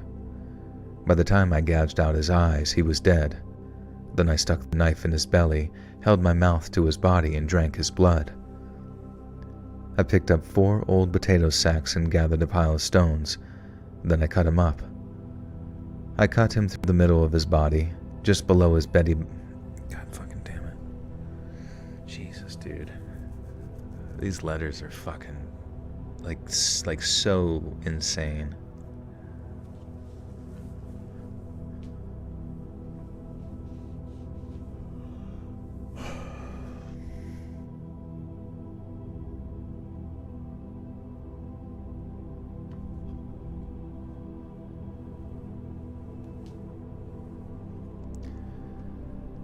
I cut him through the middle of his body, just below his belly button, then through his legs about 2 inches below his behind.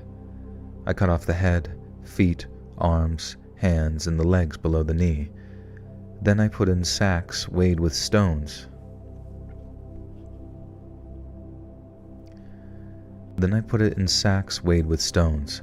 I tied the ends and threw them into the pools of slimy water you will see along the road going to North Beach. The water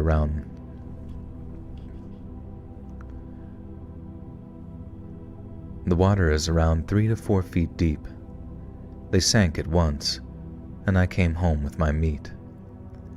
I like the front of his body best. His monkey and peewees and the nice little fat behind to roast in the oven and eat. I made a stew out of his ears, nose, pieces of his face and belly. I put onions, carrots, turnips, celery, salt and pepper. It was good. Then I spit the... Damn, dude. This is fucking crazy.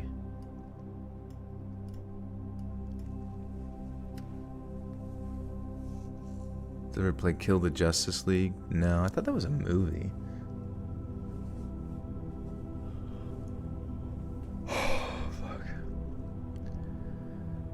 Then I split the cheeks of his behind open, cut off his monkey and peewees and washed them first. I put strips of bacon on each cheek of his behind and put it in the oven. Then I picked 4 onions, and when the meat had roasted about a quarter of an hour, I poured a pint of water over it for gravy and put in the onions. At frequent intervals, I basted his behind with a wooden spoon so the meat would be nice and juicy. After about 2 hours, it was nice and brown, cooked through. I never ate any roast turkey that tasted half as good as his sweet fat little behind did. I ate every bit of the meat in about 4 days. His little monkey was as sweet as a nut, but his peewees I could not chew. I threw them in the toilet. On March 11th of 1935, Albert Fish was tried for murder in White Plains, New York. The trial lasted for just 10 days, with Fish claiming insanity by explaining that God Almighty had been commanding him to murder children. Several psychiatrists testified about Fish's paraphilic fixations, which included sadism, masochism, flagellation, exhibitionism, voyeurism, cannibalism, urophilia, and necrophilia. Fish was also said to be obsessed with what's known as piquerism, which refers to a carnal interest in penetrating the skin of another person with sharp objects, such as pins, razors, or knives. He also had a deeply carnal interest in blood, expressed a fascination with female genital mutilation, and confessed to a habit of eating his own fecal matter. His defense attorney's summation noted that Fish was a psychiatric phenomenon, and that nowhere in legal or medical records was there another individual who possessed so many psychological abnormalities.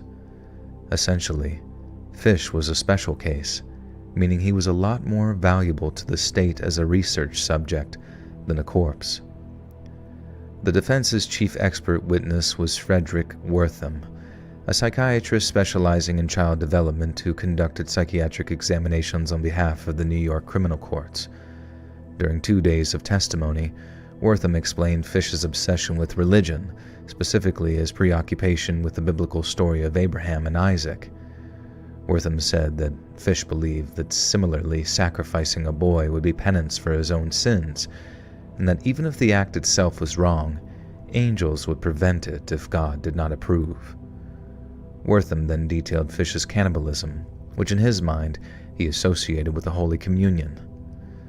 When Dempsey asked the doctor his opinion of Fish's mental condition based on what he's heard about his life, Wortham simply replied, "He is insane." Reportedly, not a single one of the trial's jurors doubted that Fish was clinically insane, but as one later explained, they felt he should be executed regardless. They declared him sane. Man, that's crazy, dude.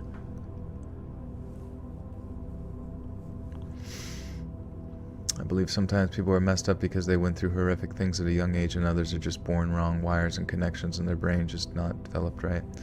Yeah, we talked about it last time. There's also a myriad of things. Born that way, trauma as a child, or continuous, exposure to violence. And then one of the also things we've found is that not always, but there are serial killers who seem to have some sort of traumatic experience within the military and the violence that may have occurred during war to sort of change who they are, to have more violent predilections and become serial killers and things like that.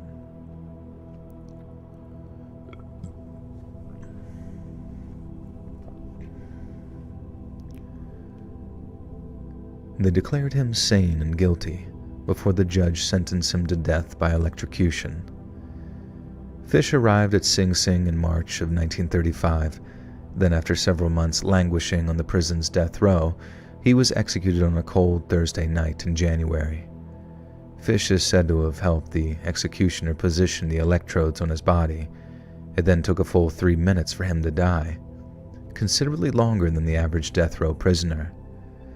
Fish is a case study in how not to rear a child.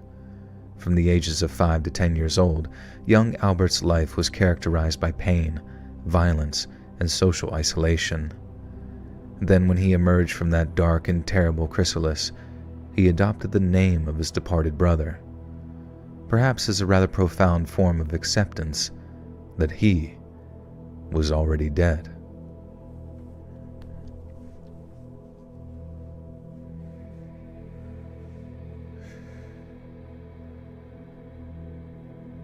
You care about other people's life too much to understand how someone can do this type of stuff. Right, it's difficult to understand another person's existence. It doesn't justify it, and they will be punished. It's just, everyone goes through a different life.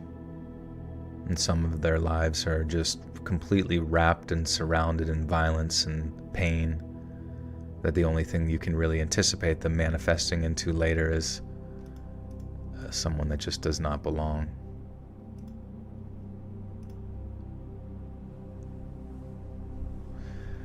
All right, well, let's read the outro and get everyone to bed.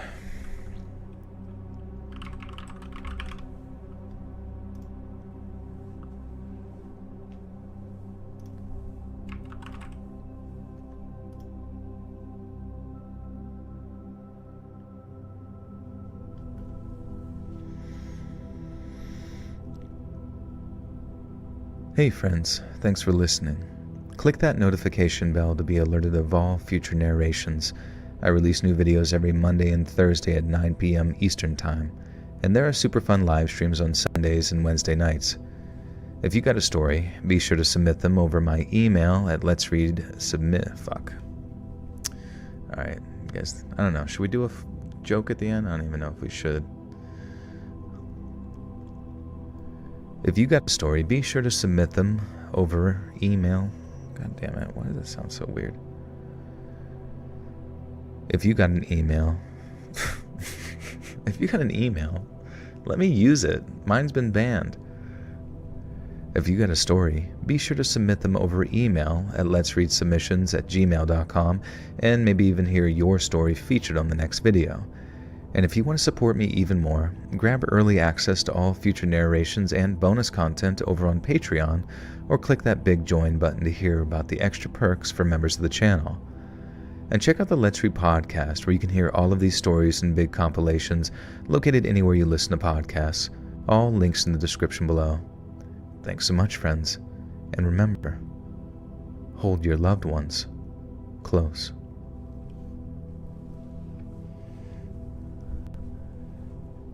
Oh, man. Yeah, that's tough. But, yeah. Alright, guys. Well, I'm going to get going. Head to bed. Thanks for hanging. Appreciate you. It was a little darker than most streams, but I will be back streaming. What day is today? Wednesday? Into Thursday? So I'll be back Sunday streaming. So be sure to... I'm gonna try to stay consistent to that 9 p.m. ish start time, 9:30 ish, just so I can get out of here probably, hopefully prior to midnight. You know what I mean? Even though it's 1 a.m. right now, but around that time. So yeah, be sure to hit that notification bell. This will be up on Patreon first. Early access over there is only $1 a month or $10 for a year. You can get access to all audio, early access before everybody else, the day of release. And then up on YouTube, same time, same place, 9 p.m. EST. 9 p.m. Eastern Time, East Coast America. The coolest time zone. The real motherfucker time zone. But yeah, and then I'll be back streaming. Follow me on Instagram at letsread.official, so you can watch the story there in case YouTube doesn't notify you for new videos and stuff. And Miss Janet 64, welcome to the Buttersock Cult. You now have access to bonus content. Thank you. But much love, guys. Appreciate you. Hope to see you soon, and have a great rest of your week. We'll see you this weekend. Bye-bye.